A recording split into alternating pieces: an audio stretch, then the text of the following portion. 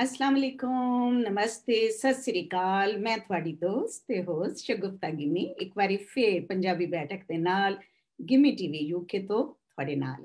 ਤੁਸੀਂ ਦੇਖ ਰਹੇ ਹੋ ਕਿ ਅੱਜ ਸਾਡੇ ਇਸ ਪੂਰੀ ਸਕਰੀਨ ਨੂੰ ਨਾਲ ਦੀ ਵਿੰਡੋ ਦੇ ਵਿੱਚ ਇੱਕ ਐਸੀ ਸ਼ਖਸੀਅਤ ਬੈਠੇ ਹੈ, ਐਸੇ ਉੱਚੇ ਪਰਵਾਨੇ ਨੇ ਜਿਨ੍ਹਾਂ ਦਾ ਤੁਹਾਨੂੰ ਇੰਤਜ਼ਾਰ ਸੀ, ਜਿਨ੍ਹਾਂ ਨੂੰ ਅਸੀਂ ਇਸਲਾਮਾਬਾਦ ਤੋਂ ਲੱਭ ਲਭਾ ਕੇ ਉਹਨਾਂ ਨੂੰ ਜਗਾ ਕੇ ਅੱਜ ਲੈ ਆਏ ਹਾਂ। ਜੀ ਜਨਾਬ ਅਕਸੀ ਮੁਫਤੀ ਜੀ ਸਾਡੇ ਨਾਲ, ਜਿਨ੍ਹਾਂ ਦਾ ਆਪਣਾ ਇੱਕ ਤਾਰੁਫ ਹੈ, ਲੇਕਿਨ ਆਪਣੇ ਤਾਰੁਫ ਦੇ ਨਾਲ ਨਾਲ ਉਹਨਾਂ ਦੇ ਨਾਲ ਇੱਕ ਮੁਮਤਾਜ਼ ਮੁਫਤੀ ਦਾ ਜਿਹੜਾ ਤਾਰੁਫ ਹੈ ਉਹਨਾਂ ਦੇ ਸਾਹਿਬਜ਼ਾਦੇ ਨੇ।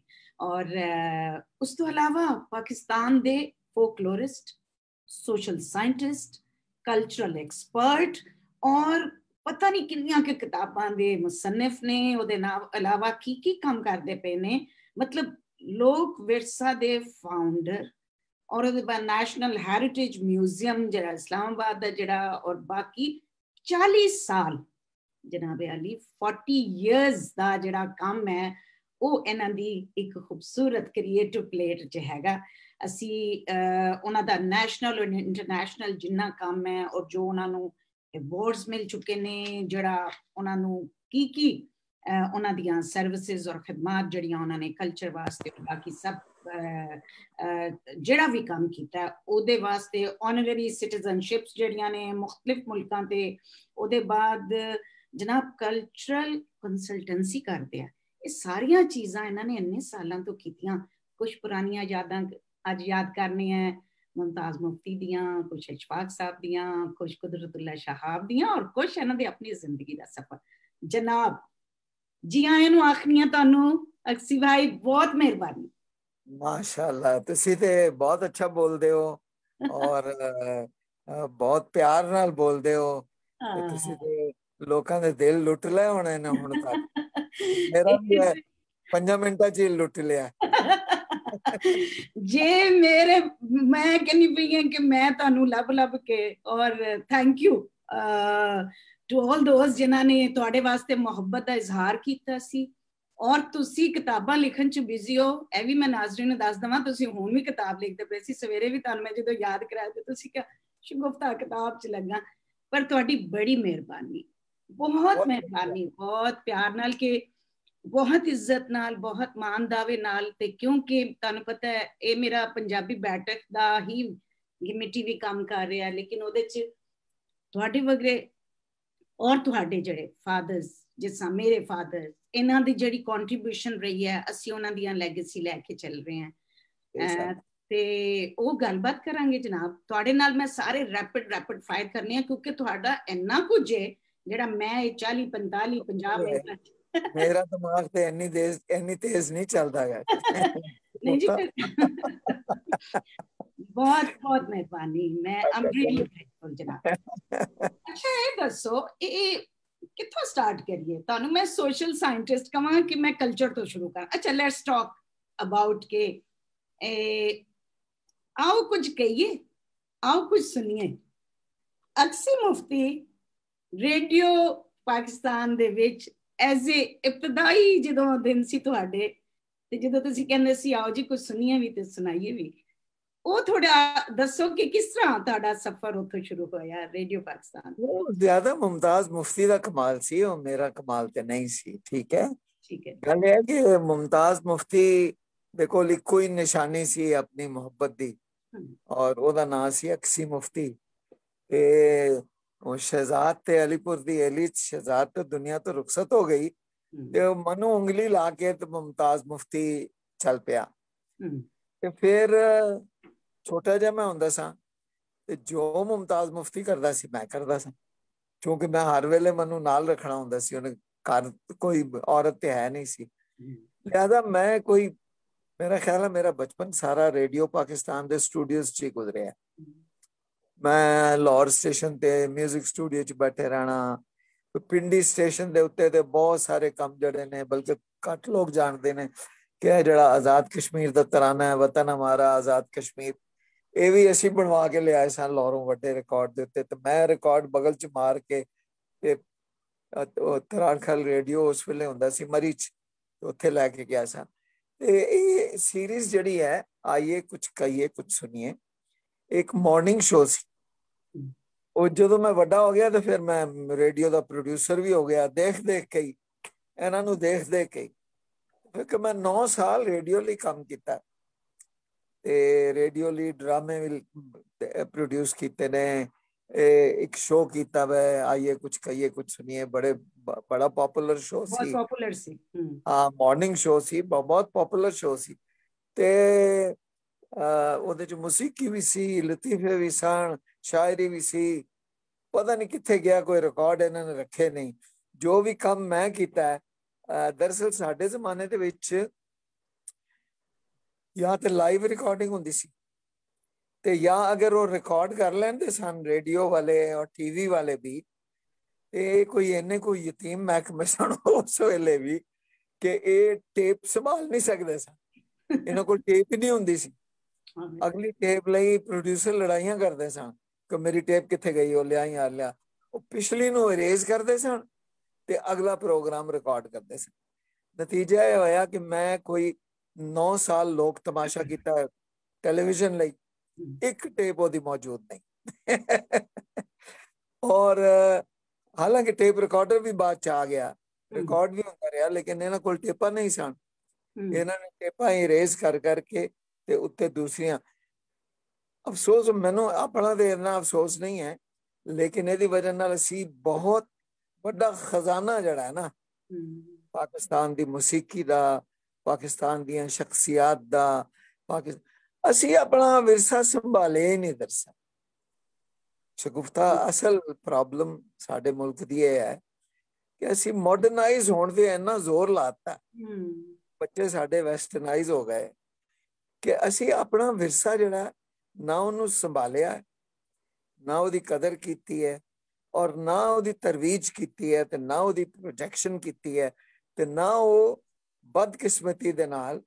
ਕਿਉਂਕਿ ਹੁਣ ਦੇਖੋ ਨਾ, ਹੁਣ ਇਹ ਵੀਡੀਓ ਮੀਡੀਆ, ਵਿਜ਼ੂਅਲ ਮੀਡੀਆ ਆ ਗਿਆ, ਹੁਣ ਬੜੇ ਲੇਟੈਸਟ ਮੀਡੀਆਜ਼ ਆ ਗਏ ਨੇ, ਜਿਨ੍ਹਾਂ ਕੌਮਾਂ ਦੇ ਕੋਲ ਆਪਣਾ ਵਿਰਸਾ ਸੰਭਾਲਿਆ ਹੋਇਆ ਉਹ ਇਹਨੂੰ ਇਸਤੇਮਾਲ ਕਰਦੇ ਨੇ। ਸਾਡੇ ਕੋਲ ਕੁਝ ਹੈ ਹੀ ਨਹੀਂ।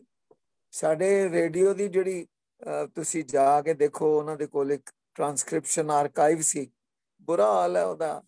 ਉਹ ਟੇਪਾਂ ਜਿਹੜੀਆਂ ਨੇ, ਉਹ ਕੁਝ ਟੀਵੀ ਦਾ ਵੀ ਇਹੀ ਹਾਲ ਹੈ ਕਿ ਟੀਵੀ ਦੇ ਕੋਲ ਕੋਈ ਪੁਰਾਣੀ ਚੀਜ਼ ਰਹੀ ਨਹੀਂ। ਤੇ ਹੁਣ ਅਲਬત્ਤਾ ਇੱਕ ਖੁਸ਼ਕਿਸਮਤੀ ਹੈ ਕਿ ਕੁਝ ਪ੍ਰੋਗਰਾਮ ਜਿਹੜੇ ਅੱਛੇ ਪ੍ਰੋਗਰਾਮ ਨੇ YouTube ਤੇ ਪੈ ਜਾਂਦੇ ਨੇ, ਤੇ YouTube ਇੱਕ ਬਹੁਤ ਵੱਡੀ ਸਾਈਬਰ ਸਪੇਸ ਹੈ ਜਿਹਦੀ ਤੁਸੀਂ ਹੁਣ ਸ਼ੇਅਰ ਕਰ ਲੈਂਦੇ ਹੋ। ਤੁਹਾਡਾ ਵੀ ਗਾਲਬਨ ਇਹ ਜਿਹੜਾ ਇੰਟਰਵਿਊ ਕਰ ਰਹੇ ਹੋ ਉਹ YouTube ਸੰਭਾਲ ਲੇਗਾ, ਲੇਕਿਨ ਅਸੀਂ ਨਹੀਂ ਸੰਭਾਲੇ। ਮਤਲਬ ਜਿਹੜਾ ਸਲੀਮ ਗਿਮੀ ਕੰਮ ਕਰ ਗਿਆ ਉਹ ਰੇਡੀਓ ਨੇ ਨਹੀਂ ਸੰਭਾਲਿਆ ਹੋਏਗਾ, ਮੈਨੂੰ ਯਕੀਨ ਹੈ, ਨਾ ਹੀ ਉਹਦਾ ਕੋਈ ਨਾਮੋ ਨਿਸ਼ਾਨ ਹੋਏਗਾ। ਅਕਸ਼ੀ ਭਾਈ, ਮੈਂ ਤੁਹਾਨੂੰ ਦੱਸਾਂ ਕਿ ਇਹ ਬੜੀ ਤੁਸੀਂ ਦੁੱਖ ਦੀ ਰਗ ਮੇਰੀ ਵੀ ਹੈਗੀ ਹੈ ਤੇ ਤੁਹਾਡੀ ਵੀ ਉਹੀ ਰਗ ਹੈ, ਔਰ ਮੇਰਾ ਖਿਆਲ ਹੈ ਸਾਡਾ ਕਨੈਕਸ਼ਨ ਵੀ ਇੱਕ ਇਹੀ। ਮੈਂ ਤਾਂ ਹੀ ਰੇਡੀਓ ਤੋਂ ਗੱਲ ਸ਼ੁਰੂ ਕੀਤੀ ਹੈ। ਮੁਮਤਾਜ਼ ਮੁਫਤੀ ਵਗਰੀਆਂ ਸ਼ਖਸੀਅਤ, ਉਹਨਾਂ ਦੇ ਬੈਚ ਦੇ ਉਹ ਸਾਰੇ ਲੋਕ, ਹੋਰ ਸਲੀਮ ਖਾਨ ਗਿੰਮੀ ਵਗਰੇ ਲੋਕ, ਕੋਈ ਚੀਜ਼ ਨਹੀਂ ਉਹਨਾਂ ਦੀ ਲੱਭਦੀ ਕੀ ਉਹਨਾਂ ਨੇ ਕੀਤਾ ਕੀ ਨਹੀਂ। ਪਰ ਤੁਸੀਂ ਦੇਖੋ ਕਿ ਮਤਲਬ ਅਸੀਂ ਆਪਣੇ ਬੱਚਿਆਂ ਨੂੰ ਈਵਨ ਜੇ ਟੀਵੀ ਵੱਲ ਜਾਈਏ, ਟੀਵੀ ਤੇ ਜਿਹੜੇ ਪ੍ਰੋਗਰਾਮ ਕੀਤੇ ਹੋਏ ਆ ਉਹਨਾਂ ਨੂੰ ਵੀ ਰਿਕੁਐਸਟ ਕਰੀਏ, ਬਾਕੀ ਕਰੀਏ, ਕੱਖ ਪੱਤ ਨਹੀਂ ਲੱਭਦਾ। ਸੋ ਇਹੀ ਸੋਚਿਆ ਕਿ ਚਲੋ ਜੀ ਮੁਮਤਾਜ਼ ਮੁਫਤੀ ਨੂੰ ਯਾਦ ਕਰਨ ਵਾਸਤੇ ਅਕਸੀ ਭਾਈ ਨੂੰ ਬੁਲਾ ਲਈਏ। ਇਹ ਬੜੀ ਖਿਦਮਤ ਹੈ, ਬੜੀ ਤੁਸੀਂ ਬਹੁਤ ਅੱਛਾ ਕਰ ਰਹੇ ਹੋ। ਇਹ ਤੇ ਇੱਕ ਰਿਕਾਰਡ ਰਹਿ ਜਾਏਗਾ। ਔਰ ਤੁਹਾਡੇ ਚੁਣਾਵ ਵੀ ਬਹੁਤ ਅੱਛਾ ਸ਼ਖਸੀਅਤ ਦਾ।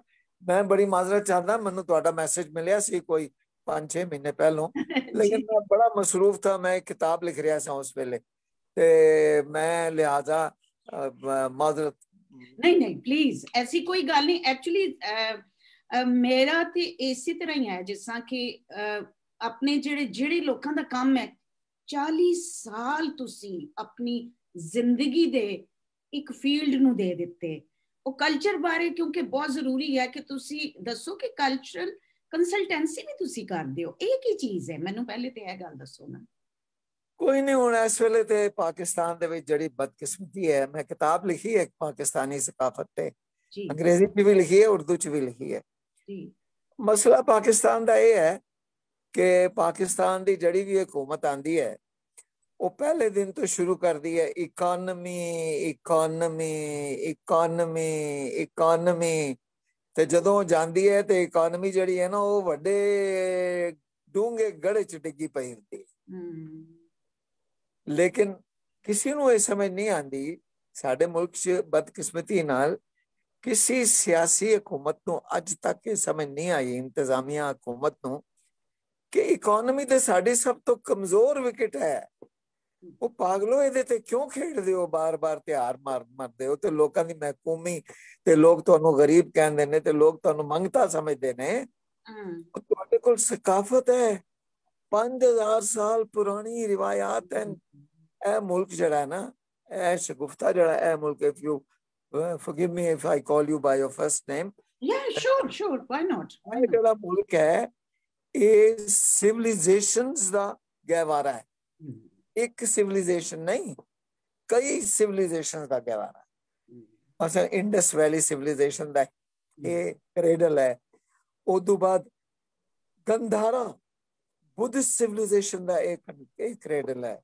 ਉਦੋਂ ਬਾਅਦ ਸਿਲਕ ਰੂਟ ਉਦੋਂ ਬਾਅਦ ਮੁਗਲਾਂ ਦੀ ਹਕੂਮਤ ਔਰ ਪੂਰੀ ਕੋਈ 800 ਸਾਲ ਦੀ ਉਹ ਵੀ ਇੱਕ ਸਿਵਲਾਈਜੇਸ਼ਨ ਹੈ ਜਿਹੜੀ ਹਿੰਦੋ ਪਾਕਿਸਤਾਨ ਨੇ ਦੇਖੀ ਹੈ। ਔਰ ਅਗਰ ਤੁਸੀਂ ਗੌਰ ਫਰਮਾਓ ਤੇ ਇਹ ਜਿਹੜਾ ਮੁਲਕ ਹੈ ਜਿਹੜੀ ਸਾਡੀ ਧਰਤੀ ਹੈ ਇਹ ਜਿਹੜਾ ਜ਼ਮੀਨ ਹੈ ਸਰਜ਼ਮੀਨ ਇਹ ਹਮੇਸ਼ਾ ਤੋਂ ਇਹ ਮਜ਼ਹਬਾਂ ਦਾ ਦੀ ਪੈਦਾਇਸ਼ ਦਾ ਰਹੀ ਹੈ। ਆਪਣੇ ਬਾਬਾ ਨਾਨਕ ਇੱਥੇ ਸਾਰਾ ਹਿੰਦੂ ਮਜ਼ਹਬ ਜਿਹੜਾ ਹੈ ਵੈਦਿਕ ਮਜ਼ਹਬ ਜਿਹਨੂੰ ਕਹਿੰਦੇ ਨੇ ਜਿਹੜੇ ਵੇਦ ਉਤਰੇ ਉਹ ਇੰਡਸ ਵੈਲੀ ਦੇ ਵਿੱਚ ਉਤਰੇ। ਅਸੀਂ ਉਹਨੂੰ ਇੰਡਸ ਵੈਲੀ ਸਿਵਲਾਈਜੇਸ਼ਨ ਕਹਿੰਦੇ ਆ ਹਾਲਾਂਕਿ ਉਹ ਵੈਦਿਕ ਸਿਵਲਾਈਜੇਸ਼ਨ ਹੈ। ਇਹਨਾਂ ਦੀ ਜਿਹੜੀ ਜਿਹਨੂੰ ਕਹਿੰਦੇ ਨੇ ਨਾ ਇਹ ਜਿਹਦੇ ਤੇ ਹਿੰਦੂਇਜ਼ਮ ਬੇਸਡ ਹੈ ਠੀਕ ਉਹ ਕਿਤਾਬ ਜਿਹੜੀ ਹੈ ਲਿਰਿਕਸ ਦੀ ਉਹ ਇੱਥੇ ਉਤਰੀ ਪਾਕਿਸਤਾਨ ਚ ਰਿਗਵੇਦ ਜਿਹਨੂੰ ਰਿਗਵੇਦ ਸਭ ਤੋਂ ਪਹਿਲੇ ਰਿਗਵੇਦ ਜਿਹੜੇ ਜਿਹਦੇ ਤੋਂ ਭਗਵਦ ਗੀਤਾ ਨਿਕਲੀ ਜਿਹਦੇ ਤੋਂ ਉਪਨਿਸ਼ਦ ਨਿਕਲੇ ਜਿਹਦੇ ਹਿੰਦੂਆਂ ਦੀ ਬੁਨਿਆਦੀ ਕਿਤਾਬਾਂ। ਉਦੋਂ ਬਾਅਦ ਗੁਰੂ ਨਾਨਕ ਉਹਨਾਂ ਦਾ ਮੱਕਾ ਮਦੀਨਾ ਅਸੀਂ ਹਾਂ। ਉਦੋਂ ਬਾਅਦ ਇਸਲਾਮ ਆ ਗਿਆ ਸਾਰੇ ਅਰਬਾਂ ਨੂੰ ਛੱਡ ਕੇ ਫਾਰਸੀਆਂ ਨੂੰ ਛੱਡ ਕੇ ਸਭ ਨੂੰ ਛੱਡ ਕੇ ਸਾਡੇ ਕੋਲ ਆ ਗਿਆ। ਕਿਉਂ ਆਇਆ ਕੁਛ ਨਜ਼ਰ ਆਇਆ ਨਾ ਇਸਲਾਮ ਕੋਈ ਜ਼ੂਲੂਆਂ ਨੂੰ ਨਹੀਂ ਮਿਲਿਆ। ਐ ਨਹੀਂ ਹੋਇਆ ਕਿ ਇਸਲਾਮ ਫਰਜ਼ ਕਰੋ ਕਿ ਚਲਾ ਜਾਂਦਾ ਬੁਸ਼ਮੈਨ ਔਰ ਕਲਾਹਾਰੀ ਕੋਲ ਤੇ ਕੀ ਹੋ ਜਾਣਾ ਸੀ। ਉਹਨਾਂ ਨੇ ਅਗਰ ਨੰਗੇ ਘੁੰਮਦੇ ਸਨ ਤੇ ਉਹਨਾਂ ਨੇ ਇੱਕ ਕੇਲੇ ਦਾ ਪਤਾ ਅੱਗੇ ਲਾ ਲੈਣਾ ਸੀ ਤੇ ਇੱਕ ਪਿੱਛੇ ਲਾ ਲੈਣਾ ਸੀ ਲੰਗੋਟ ਪਾ ਲੈਣਾ ਸੀ ਕਹਿੰਦੇ ਸੀ ਮੁਸਲਮਾਨ ਹੋ ਗਏ ਨਾ। ਇਸਲਾਮ ਸੋਚ ਸਮਝ ਕੇ इंडस वैली ਜਿਹੜੀ ਬਹੁਤ ਵੱਡੀ ਸਿਵਲਾਈਜੇਸ਼ਨ ਥੀ ਦੁਨੀਆ ਦੀ ਅਜ਼ੀਮ ਤਰ ਸਿਵਲਾਈਜੇਸ਼ਨ ਚੋਂ ਇੱਕ ਸੀ ਜਿਹਨੇ ਵੱਡੇ ਦਿਮਾਗ ਪੈਦਾ ਕੀਤੇ ਸਨ। ਉਹ ਦਿਮਾਗ ਜਿਹਦੇ ਤੋਂ ਮਜ਼ਾਹਿਬ ਨਿਕਲੇ ਤੇ ਅਸੀਂ ਬੜੀ ਬਦਕਿਸਮਤੀ ਹੁਣ ਪਤਾ ਨਹੀਂ ਕਿੱਧਰ ਚਲੀ ਗਈ ਇਹ ਡਿਸਕਸ਼ਨ ਲੇਕਿਨ ਮਸਲਾ ਇਹ ਹੈ ਕਿ ਸਾਡੀ ਕਿਸੇ ਹਕੂਮਤ ਨੇ ਸਕਾਫਤ ਨੂੰ ਅਹਿਮੀਅਤ ਨਹੀਂ ਦਿੱਤੀ। ਇਹ ਬੜੀ ਬਦਕਿਸਮਤੀ ਹੈ। ਔਰ ਇਹ ਖੇਡਦੇ ਨੇ ਉਸ ਵਿਕਟ ਤੇ ਤੁਸੀਂ ਕੋਈ ਇਹੋ ਹੀ ਕ੍ਰਿਕਟ ਟੀਮ ਵੇਖੀ ਹੈ ਜਿਹੜੀ ਉਸ ਪਿਚ ਤੇ ਖੇਡੇ ਜਿਹਦੇ ਤੇ ਹਾਰੇ ਹੀ ਹਾਰੇ। ਅਗਰ ਨਹੀਂ ਦੇਖੀ ਨਾ ਤਾਂ ਪਾਕਿਸਤਾਨ ਵੇਖ ਹਾਂ ਬਹੁਤ ਦੁੱਖ ਵਾਲੀ ਗੱਲ ਹੈ। ਬਿਲਕੁਲ ਜਿਹੜੀ ਹਕੂਮਤ ਆਂਦੀ ਹੈ ਉਹ ਇਕਨੋਮੀ ਤੋਂ ਸ਼ੁਰੂ ਕਰਦੀ ਤੇ ਇਕਨੋਮੀ ਤੇ ਮੁੱਕ ਜਾਂਦੀ ਤੇ ਇਕਨੋਮੀ ਕਿਤੇ ਵੀ ਨਹੀਂ ਜਾਂਦੀ ਤੇ ਸਕਾਫਤ ਵੱਲ ਧਿਆਨ ਹੀ ਨਹੀਂ ਹੈ। ਇਸ ਵਾਸਤੇ ਚੂੰਕਿ ਸਕਾਫਤ ਵੱਲ ਧਿਆਨ ਨਹੀਂ ਹੈ ਅਸੀਂ 40 ਸਾਲ बड़ा जहाद किया है जिंदगी दे छड़ी है लेकिन रुख नहीं मोड़ सके। वजह यह है कि एक वेस्टर्नाइजेशन दा एक भरमार है साडे उत्ते ठीक एक बहुत वड्डी यलगार है। तुसी जड़ी रविश है दरिया दी बहाव जड़ा ओदे ऑपोजिट जाना बड़ा मुश्किल काम है लेकिन असी कोशिश की है और तो मैं कुछ नहीं कर सकिया। मेरे ज़हन दे विच एक नेशनल प्रोग्राम सी मेरे ज़हन च लोक विरसा नहीं सी एक इदारा नहीं सी। मैं एक इदारा नहीं बनाना चाह रहा मैं चाह रहा सा कि पाकिस्तान नू कौम नू एक कौमी प्रोग्राम दिता जाए। अच्छा अगर ये वेस्टर्नाइजेशन वाल जा रहे हैं तो असी इंडिजनाइजेशन वाल जाइए। असी मकामी लोग मकामी दस्तकारियां मकामी इंडस्ट्री मकामी इनिशिएटिव मकामी पैदावार मकामी ਇਹਨੂੰ ਫਰੋਗ ਦਈਏ। ਸਾਡੇ ਮੁਲਕ ਦੇ ਵਿੱਚ ਤੁਸੀਂ ਅਗਰ ਗੌਰ ਕਰੋ, ਅੱਜ ਤੋਂ 10-15 ਸਾਲ ਪਹਿਲੋਂ ਹਰ ਪਿੰਡ ਜਿਹੜਾ ਸੀ ਨਾ, ਹਰ ਇਲਾਕਾ ਜਿਹੜਾ ਸੀ, it was known for some excellence. ਅਸੀਂ ਕਹਿੰਦੇ ਯਾਰ ਵਜ਼ੀਰਾਬਾਦ ਚ ਕਟਲਰੀ ਬਣਦੀ, ਉਹ ਯਾਰ ਸਿਆਲਕੋਟ ਦੇ ਵਿੱਚ ਸਰਜੀਕਲ ਇੰਸਟਰੂਮੈਂਟ ਕਮਾਲ ਦੇ ਬਣਦੇ ਨੇ, ਉਹ ਜੀ ਗੁਜਰਾਂ ਵਾਲੇ ਚ ਜੀ ਬੜਾ ਫਲਾਣਾ ਕੰਮ ਹੁੰਦਾ ਜੀ, ਉੱਥੇ ਪਿੱਤਲ ਦਾ ਕੰਮ ਹੁੰਦਾ। ਸਭ ਗਵਾਤਾ ਸੀ ਕਿਉਂਕਿ ਸਾਡਾ ਧਿਆਨ ਹੀ ਨਹੀਂ ਆਇਆ ਇਸ ਪਾਸੇ। ਸਾਡੇ ਜਿਹੜੇ ਇਲਾਕੇ ਸਨ, ਮੁਲਤਾਨ ਦੇ, ਪੰਜਾਬ ਦੇ, ਬਹਾਵਲਪੁਰ ਦੇ, they were known for embroidery, the finest embroidery in the world। ਦੁਨੀਆ ਚ ਮੁਕਾਬਲਾ ਨਹੀਂ ਹੈ ਸਾਡੀ ਸੁਜ਼ਨਕਾਰੀ ਦਾ। ਹਾਂਜੀ ਹਾਂਜੀ, ਮੈਂ ਇਹਦੀ ਐਗਜ਼ੀਬਿਸ਼ਨ ਜਿਹੜੀ ਹੈ ਨਾਰਵੇ ਔਰ ਸਕੈਂਡੀਨੇਵੀਆ ਲੈ ਗਿਆ, ਤਾਂ ਦੰਗ ਰਹਿ ਗਏ ਸਨ ਲੋਕ ਦੇਖ ਕੇ ਕਿ ਯਾਰ ਇਹ ਕਿੱਥੋਂ ਆਈ ਹੈ। ਲੇਕਿਨ ਸਾਨੂੰ ਪਤਾ ਹੀ ਨਹੀਂ ਹੈ। ਅਸੀਂ ਉਹ ਜਿਹੜੀ ਪਿੰਡ ਜਿਹੜੀ ਉਹ ਜਿਹੜਾ ਹੁਨਰ ਸੀ ਸਾਡੀਆਂ ਘਰ ਦੀਆਂ ਔਰਤਾਂ ਕਰਦੀਆਂ ਸਨ, ਅਸੀਂ ਮਾਰ ਛੱਡਿਆ।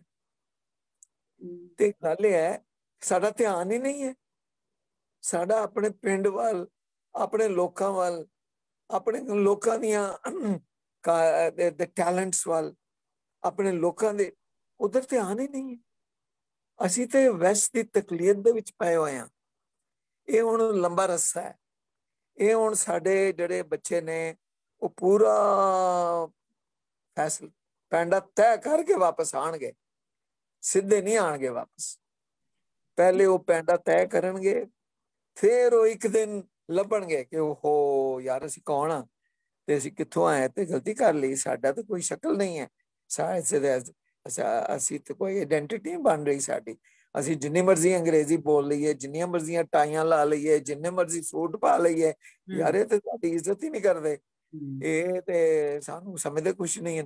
ਤੇ ਅਸੀਂ ਫਿਰ ਕਿਉਂ ਨਾ ਆਪਣਾ ਤੰਬਾ ਪਾਈਏ ਜਾ ਕੇ, ਤੇ ਆਪਣਾ ਜੁੱਬਾ ਜਿਹੜਾ ਉਹ ਲਗਾਈਏ, ਤੇ ਆਪਣੀ ਐਮਬਰਾਇਡਰਡ ਸ਼ਰਟ ਪਾ ਕੇ ਆਈਏ, ਚਾਹੇ ਵੇਖ ਹੀ ਲੈਣ। ਇਹ ਅਹਿਸਾਸ ਜਿਹੜਾ ਹੈ ਆਏਗਾ ਆਏਗਾ ਆਏਗਾ, ਲੇਕਿਨ ਹੁਣ ਦੇਰ ਲੱਗੇਗੀ। ਤੇ ਮੈਨੂੰ ਇਹ ਖੁਸ਼ੀ ਹੈ ਕਿ ਵੈਸੇ ਤਾਂ ਮੈਂ ਫੇਲ ਹੋ ਗਿਆ, ਮੈਂ ਤੇ ਕਹਿੰਦਾ ਮੈਂ ਫੇਲ ਹੋ ਗਿਆ। ਇੱਕ ਇਦਾਰਾ ਸਰ, ਮਹਿਜ਼ ਇੱਕ ਇਦਾਰਾ ਬਣਾ ਦੇਣਾ ਕੋਈ ਬਹੁਤ ਵੱਡਾ ਕੰਮ ਨਹੀਂ ਹੁੰਦਾ। ਮੈਂ ਸਿਰਫ ਇੰਨਾ ਕੰਮ ਕਰ ਸਕਿਆ ਕਿ ਮੈਂ ਇੱਕ ਸਟੋਰ ਹਾਊਸ ਬਣਾਤਾ ਕਲਚਰ। ਵਾਹਿਦ ਸਟੋਰ ਹਾਊਸ ਹੈ ਪਾਕਿਸਤਾਨ ਦੇ ਕੋਲ, ਬਹੁਤ ਵੱਡਾ ਸਟੋਰ ਹਾਊਸ ਹੈ। ਉਹਦੇ ਚ ਕੋਈ 20,000 ਰਿਕਾਰਡਡ ਟੇਪਸ ਹਨ। ਜਿੰਨੇ ਤੁਹਾਡੇ ਉਸਤਾਦ ਹਨ, ਚਾਹੇ ਕਲਾਸੀਕਲ ਹਨ, ਚਾਹੇ ਫੋਕ ਹਨ, ਚਾਹੇ ਗਜ਼ਲ ਹੈ, ਚਾਹੇ ਉਥੇ ਰਿਕਾਰਡਡ ਪਏ ਨੇ। ਔਰ ਉਹਦੇ ਚ ਕੋਈ 7,000 ਘੰਟੇ ਦਾ ਵੀਡੀਓ। ਤੇ ਉਹ ਸਟੋਰ ਹਾਊਸ ਜਿਹੜਾ ਹੈ ਨਾ, ਜਿਹਨੂੰ ਅਸੀਂ ਕਹਿੰਦੇ ਹੈਰੀਟੇਜ ਲਾਇਬ੍ਰੇਰੀ, ਲੋਕ ਵਿਰਸੇ ਦੇ ਵਿੱਚ, ਔਰ ਜਿਹੜੇ ਮਿਊਜ਼ੀਅਮ ਬਣਾਏ, ਮੈਂ 3 ਮਿਊਜ਼ੀਅਮ ਬਣਾਏ ਨੇ। ਇੱਕ ਲੋਕ ਵਿਰਸੇ ਦਾ ਮਿਊਜ਼ੀਅਮ, ਹੈਰੀਟੇਜ ਮਿਊਜ਼ੀਅਮ, ਇੱਕ ਉੱਤੇ ਸ਼ਕਰਪੜੀਆਂ ਤੇ ਮਿਊਜ਼ੀਅਮ ਹੈ, ਮੋਨੂਮੈਂਟ ਮਿਊਜ਼ੀਅਮ, ਉਹ ਪੋਲੀਟੀਕਲ ਮਿਊਜ਼ੀਅਮ ਹੈ, ਦ ਬਰਥ ਆਫ ਪਾਕਿਸਤਾਨ। ਔਰ ਇੱਕ ਮੈਂ ਹੁਨਜ਼ਾ ਦੇ ਵਿੱਚ ਬਲਤਿਤ ਮਿਊਜ਼ੀਅਮ ਬਣਾਇਆ ਸੀ ਆਗਾ ਖਾਨ ਦੇ ਲਈ। ਕਮਾਲ ਹੈ। ਇੱਕ ਬੰਦਾ ਕਿੰਨੇ ਕੁ ਕੰਮ ਕਰ ਸਕਦਾ ਹੈ। ਉਸ ਤੋਂ ਬਾਅਦ ਹਾਰ ਕੇ ਘਰ ਬੈਠ ਗਿਆ ਤੇ ਅਮਲੀ ਕੰਮ ਛੱਡ ਦਿੱਤਾ ਹੈ। ਪਹਿਲੇ ਵੀ ਮੈਂ ਛੱਡ ਦਿੱਤਾ ਸੀ, ਬਹੁਤ ਸਾਲ ਪਹਿਲੇ ਬਾਨੋ ਕੁਦਸੀਆ ਜ਼ਿੰਦਾ ਸਨ। ਤੇ ਮੈਂ ਕੋਈ ਸਨ 2002 ਦੇ ਵਿੱਚ, ਅੱਜ ਤੋਂ ਯਾਨੀ 8-9 ਸਾਲ ਪਹਿਲੇ, 10 ਸਾਲ ਪਹਿਲੇ, ਮੈਂ ਬਾਨੋ ਕੁਦਸੀਆ ਕੋਲ ਗਿਆ। ਮੈਂ ਕਿਹਾ ਬਾਨੋ ਜੀ ਮੈਂ ਥੱਕ ਗਿਆ। ਕੋਈ ਹਕੂਮਤ ਜਿਹੜੀ ਆਂਦੀ ਹੈ, ਉਹ ਹਕੂਮਤਾਂ ਜਿਹੜੀਆਂ ਆਵਾਮ ਦਾ ਨਾਂ ਲੈਂਦੀਆਂ ਨੇ, ਜਿਹੜੀਆਂ ਆਵਾਮ ਦਾ ਨਾਰਾ ਲਾਉਂਦੀਆਂ ਨੇ, ਜਿਹੜਾ ਆਵਾਮ ਦੇ ਵੋਟ ਲੈ ਕੇ ਆਉਂਦੀਆਂ ਨੇ, ਉਹ ਵੀ ਆਵਾਮੀ ਸਕਾਫਤ ਦੀ ਗੱਲ ਨਹੀਂ ਕਰਨੀਆਂ ਚਾਹੁੰਦੇ। ਇੱਧਰ ਧਿਆਨ ਹੀ ਨਹੀਂ। ਪੈਸੇ ਲੈਣ ਜਾਓ ਤੇ ਉਹ ਐਡੀਸ਼ਨਲ ਸੈਕਟਰੀ ਜਿਹੜਾ ਗ੍ਰਾਂਟ ਬਣਦਾ, ਪਹਿਲੇ ਤਾਂ ਉਹ ਕਹਿੰਦਾ ਇਹ ਲੋਕ ਵਿਰਸਾ ਇਹ ਕੋਈ ਸਰਕਾਰੀ ਇਦਾਰਾ ਹੈ ਜੀ, ਉਹ ਛੱਡੋ ਇਹਨੂੰ ਕੀ ਗ੍ਰਾਂਟ ਦੇਣ। ਉਹ ਮੰਨਦਾ ਹੀ ਨਹੀਂ ਕਿ ਕਿਸੇ ਗਵਰਨਮੈਂਟ ਦੇ ਇਦਾਰੇ ਦਾ ਨਾਂ ਲੋਕ ਵਿਰਸਾ ਹੋ ਸਕਦਾ ਹੈ। ਉਹ ਕਹਿੰਦੇ ਵੀ ਨਾ ਹੋਵੇ ਤੇ ਕੋਈ ਡਾਇਰੈਕਟੋਰੇਟ ਜਨਰਲ ਆਫ ਕਲਚਰ ਹੋਵੇ, ਕੋਈ ਡਾਇਰੈਕਟੋਰੇਟ ਜਨਰਲ ਆਫ ਲੋਕਾਈ ਨਾਲ ਲੱਗ ਗਿਆ, ਡਾਇਰੈਕਟੋਰੇਟ ਜਨਰਲ ਆਫ ਆਰਕਾਈਵਸ ਹੋਵੇ, ਕੋਈ ਡਾਇਰੈਕਟ। ਇਹ ਕੀ ਨਾਂ ਹੈ ਮੁਫਤੀ, ਤੂੰ ਇਹ ਕੀ ਨਾਂ ਰੱਖ ਲਿਆ ਲੋਕ ਵਿਰਸਾ। ਜਾ ਤੈਨੂੰ ਕੋਈ ਪੈਸੇ ਨਹੀਂ ਮਿਲਣੇ। ਲਓ ਜੀ 9 ਸਾਲ ਤੋਂ ਮੈਨੂੰ ਪੈਸਾ ਹੀ ਨਹੀਂ ਲੱਭਿਆ। ਠੀਕ, 10 ਸਾਲ। ਹਾਂ, ਉਦੋਂ ਬਾਅਦ ਜਦੋਂ ਪੈਸਾ ਮਿਲਣਾ ਵੀ ਸ਼ੁਰੂ ਹੋਇਆ ਤੇ ਉਹਨੂੰ ਜਾ ਕੇ ਕਹੋ ਐਡੀਸ਼ਨਲ ਸੈਕਟਰੀ ਨੂੰ, ਮੰਗਦੇ ਨਾ ਮੰਗਤੇ, ਉਹਨੂੰ ਕਹੋ ਜੀ ਪੈਸੇ ਦਿਓ, ਅਸੀਂ ਆਰਕਾਈਵ ਬਣਾਣੀ ਹੈ। ਤੇ ਉਹ ਅੱਗੋਂ ਜਵਾਬ ਆਉਂਦਾ ਸੀ, मुफ्ती साहब आपको पता नहीं हम बड़े गरीब मुल्क हैं, यहाँ खाने को रोटी नहीं है, आप ये गाना बजाना ये क्या करेंगे, आप ये आप ये सकाफत करेंगे।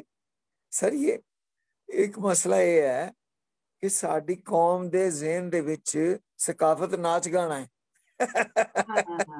कॉन्सेप्ट ही गलत है। हाँ जी, बिल्कुल सही कह रहे हो तुम, बिल्कुल सही कह रहे हो। 40 साल लगे समझाण च कि भाजी सकाफत जिहड़ी है इदों अगों शुरू होंदी है, इल्म अदब हुनर सब सकाफत च शामिल हैं। किताब है उधर ध्यान ही नहीं गया। ते इस वास्ते कंसल्टेंसी हुण की करनी है, किसी ਨੂੰ ਲੋੜ ਹੀ नहीं है सकाफत ਦੀ। ਤੇ ਅਸੀਂ ਫਿਰ ਘਰ ਬੈਠ ਕੇ ਨਾ, ਤੇ ਮੈਂ ਸੋਚ ਕੇ ਤੇ ਫਿਰ ਮੈਂ ਕਿਹਾ ਹੁਣ ਮੈਂ ਕੀ ਕਰ ਸਕਦਾ। ਤੇ ਮੈਂ ਸੋਚਿਆ ਮੈਂ ਇਹ ਕਰ ਸਕਦਾ ਕਿ ਜੋ ਕੁਝ ਮੇਰੇ ਕੋਲ, ਜੋ ਮੈਂ ਸਿੱਖਿਆ ਹੈ, ਚੰਗਾ ਹੈ ਭੈੜਾ ਹੈ ਜੋ ਵੀ ਹੈ, ਉਹ ਮੈਂ ਲਿਖ ਜਾਵਾਂ। तो मैं ਜਦੋਂ ਦਾ ਰਿਟਾਇਰ ਹੋਇਆ, ਮੈਂ ਕੋਈ 2008 ਚ ਰਿਟਾਇਰ ਹੋਇਆ, ਅੱਜ ਕੋਈ ਮੈਨੂੰ 10-12 ਸਾਲ ਹੋ ਗਏ ਨੇ, ਮੈਂ ਜੋ ਕੋਈ 7-8 ਕਿਤਾਬਾਂ ਲਿਖ ਛੱਡੀਆਂ ਤੇ ਹੁਣ ਵੀ ਲਿਖ ਰਿਹਾ। ਤੇ ਸਕਾਫਤ ਤੇ ਮੈਂ 2 ਕਿਤਾਬਾਂ ਲਿਖੀਆਂ ਨੇ। ਅੱਛਾ, ਉਹ ਇਹਨਾਂ ਕਿਤਾਬਾਂ ਦਾ ਲਿਖਣ ਦਾ ਵੀ ਫਾਇਦਾ ਕੋਈ ਨਹੀਂ। ਇੱਕ ਤੇ ਕਿਤਾਬ ਪੜ੍ਹਦੇ ਨਹੀਂ ਅੱਜ ਕੱਲ ਬੱਚੇ ਸਾਡੇ, ਨੈਟ ਦੇ ਉੱਤੇ ਜਾਂਦੇ ਨੇ, ਤੇ ਨੈਟ ਤੇ ਅਸੀਂ ਹੈ ਹੀ ਨਹੀਂ। ਨੈਟ ਤੇ ਸਾਡੇ ਮੁਖਾਲਿਫ ਹੀ ਸਾਰੀਆਂ ਗੱਲਾਂ, ਤੇ ਬੱਚੇ ਤੇ ਨੈਟ ਪੜ੍ਹ ਰਹੇ। ਸਾਨੂੰ ਤੇ ਨੈਟ ਤੇ ਜਾਣਾ ਪਏਗਾ, ਸਾਨੂੰ ਤੇ ਆਪਣੀਆਂ ई बुक और ये जो लेटेस्ट टेक्नोलॉजी है वो अपनानी पड़ेगी। टेक्नोलॉजी तो बगैर ते ਅਸੀਂ ਆਪਣਾ ਫਰੋਗ ਨਹੀਂ ਦੇ ਸਕਦੇ ਆਪਣੇ ਆਪ। ਸਕਾਫਤ ਦਾ ਫਰੋਗ ਉਹ ਕਿਸ ਤਰ੍ਹਾਂ ਦੇਾਂਗੇ, ਅਸੀਂ ਸੰਭਾਲੀ ਨਹੀਂ ਤੇ ਫਰੋਗ ਕਿੰਜ ਦੇਾਂਗੇ। ਇਸ ਵਾਸਤੇ ਕਿਤਾਬਾਂ ਲਿਖ ਦਿੱਤੀਆਂ ਨੇ। ਹੋ ਸਕਦਾ ਹੈ ਕਿ ਅੱਗੇ ਵਕਤਾਂ ਚ ਆ ਕੇ ਇਹ ਸ਼ਾਇਦ ਕਿਸੇ ਤਾਲੀਮਗਾਹ ਨੂੰ ਪਸੰਦ ਆ ਜਾਣ, ਉਹ ਚੁੱਕ ਕੇ ਆਪਣੇ ਕੈਰੀਕੁਲਮ ਚ ਲਾ ਲੈਣ, ਠੀਕ ਹੈ। ਜਾਂ ਫਿਰ ਮੈਂ ਲੈਕਚਰ ਦੇ ਦੇਣਾ ਜਾ ਕੇ। ਕੋਈ ਪਾਕਿਸਤਾਨ ਦੀਆਂ ਯੂਨੀਵਰਸਿਟੀਆਂ ਤੇ ਘੱਟ ਬੁਲਾਉਂਦੀਆਂ ਨੇ, ਬਾਹਰ ਦੀਆਂ ਯੂਨੀਵਰਸਿਟੀਆਂ ਬਹੁਤ ਬੁਲਾਉਂਦੀਆਂ। ਸੌਰੀ ਤੁਹਾਨੂੰ ਕੱਟ ਕਰ ਰਹੀ ਹਾਂ ਇੱਥੇ, ਤੇ ਇਹ ਤੇ ਹੋਰ ਵੀ ਤਕਲੀਫ ਦੀ ਗੱਲ ਹੈ। ਮਤਲਬ ਠੀਕ ਹੈ, ਬਾਹਰ ਦੀਆਂ ਯੂਨੀਵਰਸਿਟੀਆਂ ਤੁਹਾਡੇ ਕੋਲੋਂ ਫਾਇਦਾ ਲੈ ਰਹੀਆਂ, ਤੇ ਆਪਣੀਆਂ ਪਾਕਿਸਤਾਨ ਦੀਆਂ ਯੂਨੀਵਰਸਿਟੀਆਂ ਇੱਕ ਹੀਰਾ ਬੈਠਾ ਹੈ, ਇੱਕ ਇਲਮ ਦਾ ਖਜ਼ਾਨਾ, और 40 ਸਾਲ ਉਹ ਬੰਦਾ ਤੇ ਅੱਜ ਕੀਤੀ ਹੈ ਨਾ ਕਿ ਸਕਾਫਤ ਦੀ ਅਹਿਮੀਅਤ ਨਹੀਂ ਸਮਝਦੇ। ਉਹ ਕਹਿੰਦੇ ਨੇ ਸਿਆਸਤ ਤੇ ਗੱਲ ਕਰੋ। ਇਹ ਸਾਡੇ ਟੀਵੀ ਤੇ ਦੇਖ ਲਓ, ਪਾਕਿਸਤਾਨ ਟੀਵੀ ਲਾਓ, 6 ਵਜੇ ਤੋਂ ਲੈ ਕੇ ਰਾਤ ਦੇ 12 ਵਜੇ ਤੱਕ ਇੱਕ ਸਿਆਸੀ ਲੜਾਈ 2 ਫਰੀਕਾਂ ਦੇ ਵਿੱਚ ਹੋ ਰਹੀ ਹੁੰਦੀ, ਜਿਹੜੇ ਇੱਕ ਦੂਜੇ ਦਾ ਗਲਾ ਖੋ ਰਹੇ ਹੁੰਦੇ, ਗਿਰਬਾਨ ਫਾੜ ਰਹੇ ਹੁੰਦੇ। ਅੱਛਾ, ਤੰਗ ਹੀ ਨਹੀਂ ਆਉਂਦੇ। ਉਹ ਸਾਲਾ ਸਾਲ 38 ਚੈਨਲ ਰੋਜ਼ ਇਹੀ ਕਰਦੇ ਨੇ। ਉਹ ਖੁਦਾ ਦਾ ਨਾਮ ਮੰਨੋ, ਉਹ ਯਾਰ ਤੁਸੀਂ ਕੋਈ 5 ਚੈਨਲ ਵਿੱਚੋਂ ਸਕਾਫਤ ਤੇ ਲਾ ਦਿਓ, 5 ਨਾ ਸਹੀ 2 ਲਾ ਦਿਓ ਨਾ। ਖਿਆਲ ਹੀ ਨਹੀਂ ਹੈ, ਜ਼ਿਹਨ ਚ ਹੀ ਨਹੀਂ ਆਉਂਦਾ ਇਸ ਕੌਮ ਦੇ। ਤੇ ਕੀ ਕਰੀਏ? ਲਿਹਾਜ਼ਾ ਮਸਲਾ ਇਹ ਹੈ ਕਿ ਫਿਰ ਤੰਗ ਆ ਕੇ ਘਰ ਬਹਿ ਜਾਓ, ਤੇ ਬਹਿ ਕੇ ਤੇ ਥੋੜੀ ਜਿਹੀ ਸੁਆਹ ਜਿਹੜੀ ਹੈ ਉਹ ਆਪਣੇ ਸਿਰ ਦੇ ਉੱਤੇ ਮਲ ਲਓ। ਬੁੱਧੀ ਸਾਤਵਾਂ ਹੁੰਦਾ, ਤੇ ਆਲਤੀ ਪਾਲਤੀ ਮਾਰ ਲਓ, ਤੇ ਲਿਖਣ ਲਿਖਾਣ ਦਾ ਕੰਮ ਜਿਹੜਾ ਸਾਡੇ ਪਿਓ ਦਾਦੇ ਦਾ ਕੰਮ ਹੈ ਉਹ ਕਰੋ, ਠੀਕ ਹੈ ਨਾ। ਤੇ ਚੂੰਕਿ ਕੌਮ ਨੂੰ ਜ਼ਰੂਰਤ ਨਹੀਂ ਹੈ ਸਕਾਫਤੀ ਕੰਮ ਦੀ, ਉਹ ਤਾਂ ਕੋਈ ਵਕਤ ਸੀ ਮੁਸ਼ਰਫ ਨੂੰ ਲੋੜ ਪੈ ਗਈ ਸੀ, ਉਹਨੂੰ ਵੀ ਕੋਈ ਸਕਾਫਤ ਦੀ ਲੋੜ ਨਹੀਂ ਸੀ। ਉਹਦਾ ਮਸਲਾ ਸੀ, ਉਹਦਾ ਮਸਲਾ ਇਹ ਸੀ ਕਿ ਅਫਗਾਨਿਸਤਾਨ 'ਚ ਜੰਗ ਹੋ ਗਈ। ਸਾਡਾ ਮੁਲਕ ਹਿਲਦਾ ਨਹੀਂ ਜਦ ਤੱਕ ਕੋਈ ਸਿਆਸੀ ਕੰਮ ਨਾ ਹੋਵੇ। ਜੰਗ ਹੋ ਗਈ ਤੇ ਉਸ ਜੰਗ ਦੀ ਵਜ੍ਹਾ ਨਾਲ ਇੱਥੇ ਸ਼ਟਲ ਡਿਪਲੋਮੇਸੀ ਸ਼ੁਰੂ ਹੋ ਗਈ। ਬਰਤਾਨੀਆ ਦਾ ਪ੍ਰਾਈਮ ਮਿਨਿਸਟਰ ਉੱਡ ਕੇ ਆਇਆ, ਸਵੇਰੇ 2 ਘੰਟੇ ਇੱਥੇ ਰਿਹਾ, ਤੀਸਰੇ ਘੰਟੇ ਅਫਗਾਨਿਸਤਾਨ ਚਲਾ ਗਿਆ, ਚੌਥੇ ਘੰਟੇ ਹਿੰਦੁਸਤਾਨ ਚਲਾ ਗਿਆ, ਤੇ ਉੱਡ ਕੇ ਸ਼ਾਮ ਨੂੰ ਵਾਪਸ ਚਲਾ ਗਿਆ। ਤੇ ਅਮਰੀਕਾ ਤੋਂ ਰੋਜ਼ 2 ਬੰਦੇ ਆ ਗਏ। ਤੇ ਮੁਸ਼ਰਫ ਨੂੰ ਪੈ ਗਈ ਮੁਸੀਬਤ 2 ਗੱਲਾਂ ਦੀ। ਇੱਕ ਤੇ ਇਹ ਗੱਲ ਉਹਨੂੰ ਮੁਸੀਬਤ ਪੈ ਗਈ ਕਿ ਉਹਨਾਂ ਨੇ ਕਿਹਾ ਕਿ ਤੁਸੀਂ ਤਾਂ ਟੈਰਰਿਸਟ ਮੁਲਕ ਹੋ।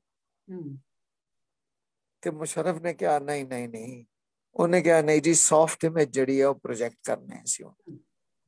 ਉਹਦੀ ਪੋਲੀਟੀਕਲ ਜ਼ਰੂਰਤ ਸੀ, ਉਹਦਾ ਆਪਣਾ ਆਪਣਾ ਉਹ ਸਸਟੇਨ ਨਹੀਂ ਕਰ ਸਕਦਾ ਸੀ ਆਪਣੇ ਰਾਜ ਨੂੰ, ਲਿਹਾਜ਼ਾ ਉਹਨੂੰ ਲੋੜ ਪੈ ਗਈ। ਤੇ ਦੂਜੀ ਗੱਲ ਇਹ ਹੈ ਕਿ ਜਿਹੜੇ ਬੰਦੇ ਆਉਂਦੇ ਸਨ ਉਹਨੂੰ ਦਿਖਾਉਣ ਨੂੰ ਹੀ ਕੁਛ ਨਹੀਂ ਸੀ ਪਾਕਿਸਤਾਨ 'ਚ, ਇਹ ਆਉਂਦੇ ਸਨ ਸਿਰਫ ਇਸਲਾਮਾਬਾਦ। ਤੇ ਇਹਨੇ ਮੁਸ਼ਰਫ ਨੇ ਸਾਨੂੰ ਬੁਲਾਇਆ, ਮੈਨੂੰ ਵੀ ਬੁਲਾ ਲਿਆ ਔਰ ਮੈਨੂੰ ਕਿਹਾ ਕਿ ਬਈ ਮੁਫਤੀ ਇਹ ਦੱਸ ਕਿ ਬੰਦੇ ਆਉਂਦੇ ਨੇ 2-2 ਘੰਟੇ ਲਈ, 3 ਤੇ ਅਸੀਂ ਹੁਣ ਕੀ ਵਿਖਾਈਏ। ਤੇ ਮੈਂ ਉਹਨੂੰ ਕਿਹਾ ਕਿ ਤੁਸੀਂ ਮਿਊਜ਼ੀਅਮ ਬਣਾਓ, ਤੁਸੀਂ 2 ਐਸੇ ਮਿਊਜ਼ੀਅਮ ਬਣਾਓ ਜਿਹੜਾ ਕੁੱਲ ਪਾਕਿਸਤਾਨ ਦਿਖਾਏ। ਉਹਨੇ ਕਿਹਾ ਨਹੀਂ ਮਿਊਜ਼ੀਅਮ। ਮੈਂ ਕਿਹਾ ਦੇਖੋ ਗੱਲ ਇਹ ਹੈ ਕਿ ਜਿੰਨੇ ਮਿਊਜ਼ੀਅਮ ਪਾਕਿਸਤਾਨ 'ਚ ਅੱਜ ਤੱਕ ਬਣੇ ਨੇ ਉਹ ਅੰਗਰੇਜ਼ਾਂ ਨੇ ਬਣਾਏ ਔਰ ਉਹਨਾਂ ਦਾ ਤਾਲੁਕ ਸਾਡੀ ਕਦੀਮ ਸਿਵਲਾਈਜੇਸ਼ਨਸ ਨਾਲ ਹੈ। ਪਾਕਿਸਤਾਨ ਮੌਜੂਦਾ ਪਾਕਿਸਤਾਨ ਨਾਲ ਕਿਸੇ ਮਿਊਜ਼ੀਅਮ ਦਾ ਤਾਲੁਕ ਨਹੀਂ। ਕੋਈ ਇੱਕ ਜਗ੍ਹਾ ਐਸੀ ਨਹੀਂ ਹੈ ਜਿੱਥੇ ਬਾਹਰ ਦਾ ਬੰਦਾ ਆਵੇ ਪਾਕਿਸਤਾਨੀ ਓਵਰਸੀਜ਼ ਤੇ ਇੱਕ ਜਗ੍ਹਾ ਦੇ ਉੱਤੇ ਆ ਕੇ ਕੋਈ 25, 40, 30, 28 ਗੈਲਰੀਆਂ ਦੇ ਵਿੱਚ ਦੇਖੇ ਕਿ ਪਾਕਿਸਤਾਨ ਹੈ। ਉਹ ਅੱਲਾ ਦੀ ਮਿਹਰਬਾਨੀ ਹੈ, ਉਹਨੂੰ ਗੱਲ ਲੜ ਗਈ। ਉਹਨੇ ਕਿਹਾ ਫਿਰ ਮੁਫਤੀ ਕੌਣ ਬਣਾਏਗਾ? ਮੈਂ ਕਿਹਾ ਮੈਂ ਬਣਾਵਾਂਗਾ। बड़े बंदे और बैठे थे, उन्होंने कहा नहीं नहीं सर हम इसमें से फॉरेन कंसल्टेंट्स बुलाएंगे, हम फॉरेन एक्सपर्ट्स बुलाएंगे। ये साडी थिंकिंग है। हाँ जी हाँ जी ठीक शुगुफ्ता है, साडी सोच है। मैं उन्हें जरनैलों के नाम नहीं लेना चाहता जिन्होंने कहा ਅਸੀਂ ਬਾਹਰੋਂ ਐਕਸਪਰਟ ਬੁਲਾਵਾਂਗੇ, ਮੁਫਤੀ ਨਹੀਂ ਬਣਾਏਗਾ। ਅਸੀਂ ਨਹੀਂ ਨਾ ਲੈਣੇ, ਸਾਨੂੰ ਛੱਡੋ ਪਰਾਂ। ਤੁਹਾਡੀਆਂ ਸੱਚੀਆਂ ਗੱਲਾਂ ਸਾਨੂੰ ਬਹੁਤੀਆਂ ਆਡੀਅנס ਜਿਹੜੀ ਹੈ ਨਾ ਦੇਖ ਲੋ, ਲੋਕੀ ਕਹਿ ਰਹੇ ਨੇ ਕਲਵੰਤ ਢਿੱਲੋਂ ਕਹਿ ਰਹੀਆਂ ਨੇ ਕਿ ਇੰਨੀ ਰਿਐਲਿਟੀ ਔਰ ਇੰਨੀਆਂ ਸੱਚੀਆਂ ਗੱਲਾਂ, ਸਮਾਈਲੀ ਪਰਸਨੈਲਿਟੀ, ਮਾਸ਼ਾਅੱਲਾ ਮਾਸ਼ਾਅੱਲਾ। ਮੋਹਸਿਨ ਫਰੀਦੁੱਦੀਨ ਕਹਿੰਦੇ ਪਏ ਨੇ ਕਿ ਸਾਡੀ ਨੇਸ਼ਨ ਨੂੰ ਤੁਹਾਡੇ ਵਗਰੇ ਬੰਦਿਆਂ ਦੀ ਹਾਲੇ ਵੀ ਬਹੁਤ ਜ਼ਰੂਰਤ ਹੈ। ਦੇਖੋ ਪਿਆਰ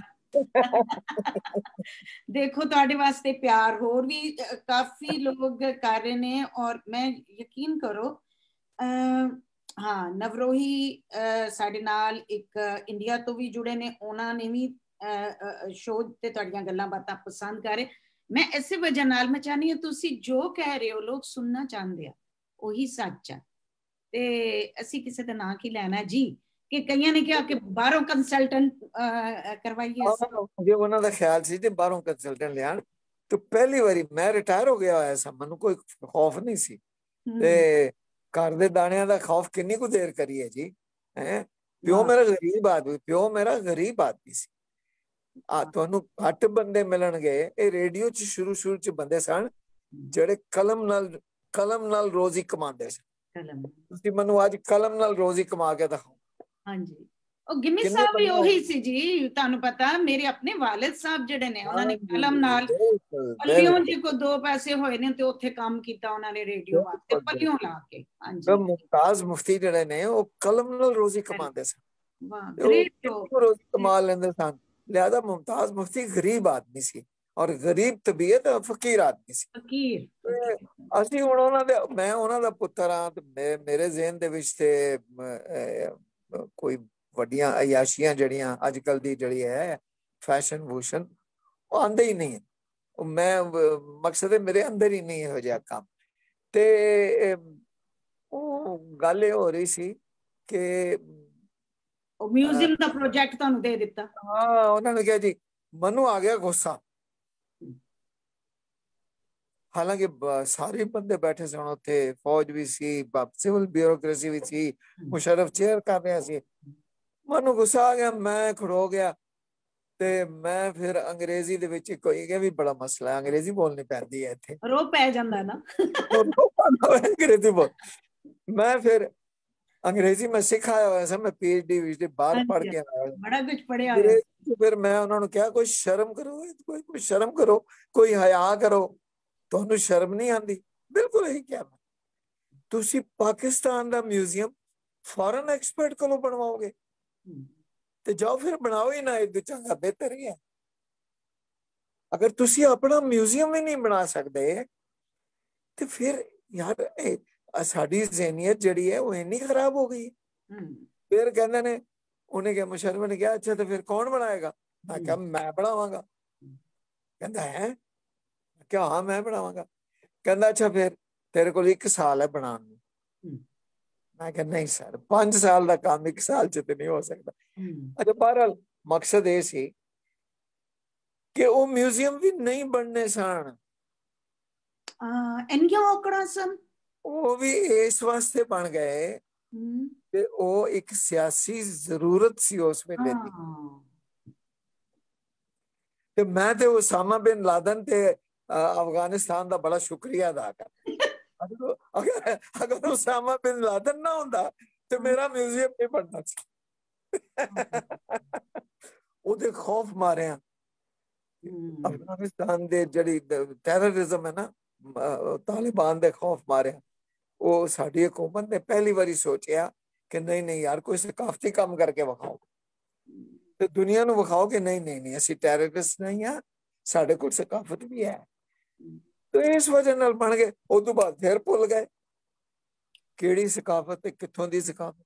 ਕੀ ਵਜ੍ਹਾ ਹੈ ਅਕਸੀ ਭਾਈ, ਕੀ ਵਜ੍ਹਾ ਹੈ? ਕਿਉਂ? ਕਿਉਂਕਿ ਤੁਸੀਂ ਦੇਖੋ ਇਹ ਜਿਹੜਾ ਤੁਸੀਂ ਕੁੜਤਾ ਪਾਇਆ ਇਹ ਤੁਹਾਡੀ, ਮੈਂ ਕਸ਼ੀਦਾ ਕਰੀ ਕਿਉਂਕਿ ਮੈਂ ਇਸ ਵਕਤ ਇੰਗਲੈਂਡ 'ਚ ਬੈਠੀ ਆ ਨਾ, ਮਤਲਬ ਓਵਰਸੀਜ਼ ਪਾਕਿਸਤਾਨੀ ਆ ਨਾ, ਤੇ ਤੁਸੀਂ ਦੇਖੋ ਕਿ ਇਹ ਜਿਹੜਾ ਕਲਚਰ ਹੈ ਕਢਾਈ ਦਾ, ਜਿਹੜਾ ਤੁਸੀਂ ਕਹਿ ਰਹੇ ਹੋ ਦੂਸਰਾ ਮੁxtਲਿਫ ਸ਼ਹਿਰਾਂ ਦਾ ਤੁਸੀਂ ਨਾਂ ਲਿਆ, ਬਹਾਵਲਪੁਰ ਦੀ ਤਾਰਕਸ਼ੀ ਦੀ ਕੋਈ ਚੀਜ਼ ਅਸੀਂ ਇੱਥੇ ਆਪਣੇ ਫਰੈਂਡਸ ਨੂੰ ਦਈਏ ਨਾ, ਜਾਂ ਈਵਨ ਗੋਰਿਆਂ ਨੂੰ ਵੀ, ਉਹ ਉਹਨੂੰ ਜ਼ਿਆਦਾ ਪਸੰਦ ਕਰਦੇ ਆ ਸਾਡੀ ਆਪਣੀ ਜਿਹੜੀ ਚੀਜ਼ਾਂ ਨੇ, ਹੈ ਨਾ। ਫਿਰ ਕੀ ਵਜ੍ਹਾ ਹੈ ਕਿ ਸਾਡੇ ਆਪਣੀਆਂ ਆਪਣੇ ਸਟੇਟ ਕਿਉਂ ਨਹੀਂ ਸਪੋਰਟ ਕਰਦੀ ਆਪਣੇ ਹੀ ਇੰਨੇ ਕਲਚਰ, ਜਿਹੜਾ ਸਾਡਾ ਇੰਨਾ ਰਿਚ ਕਲਚਰ ਆ ਆਪਣਾ ਪਾਕਿਸਤਾਨ ਦਾ?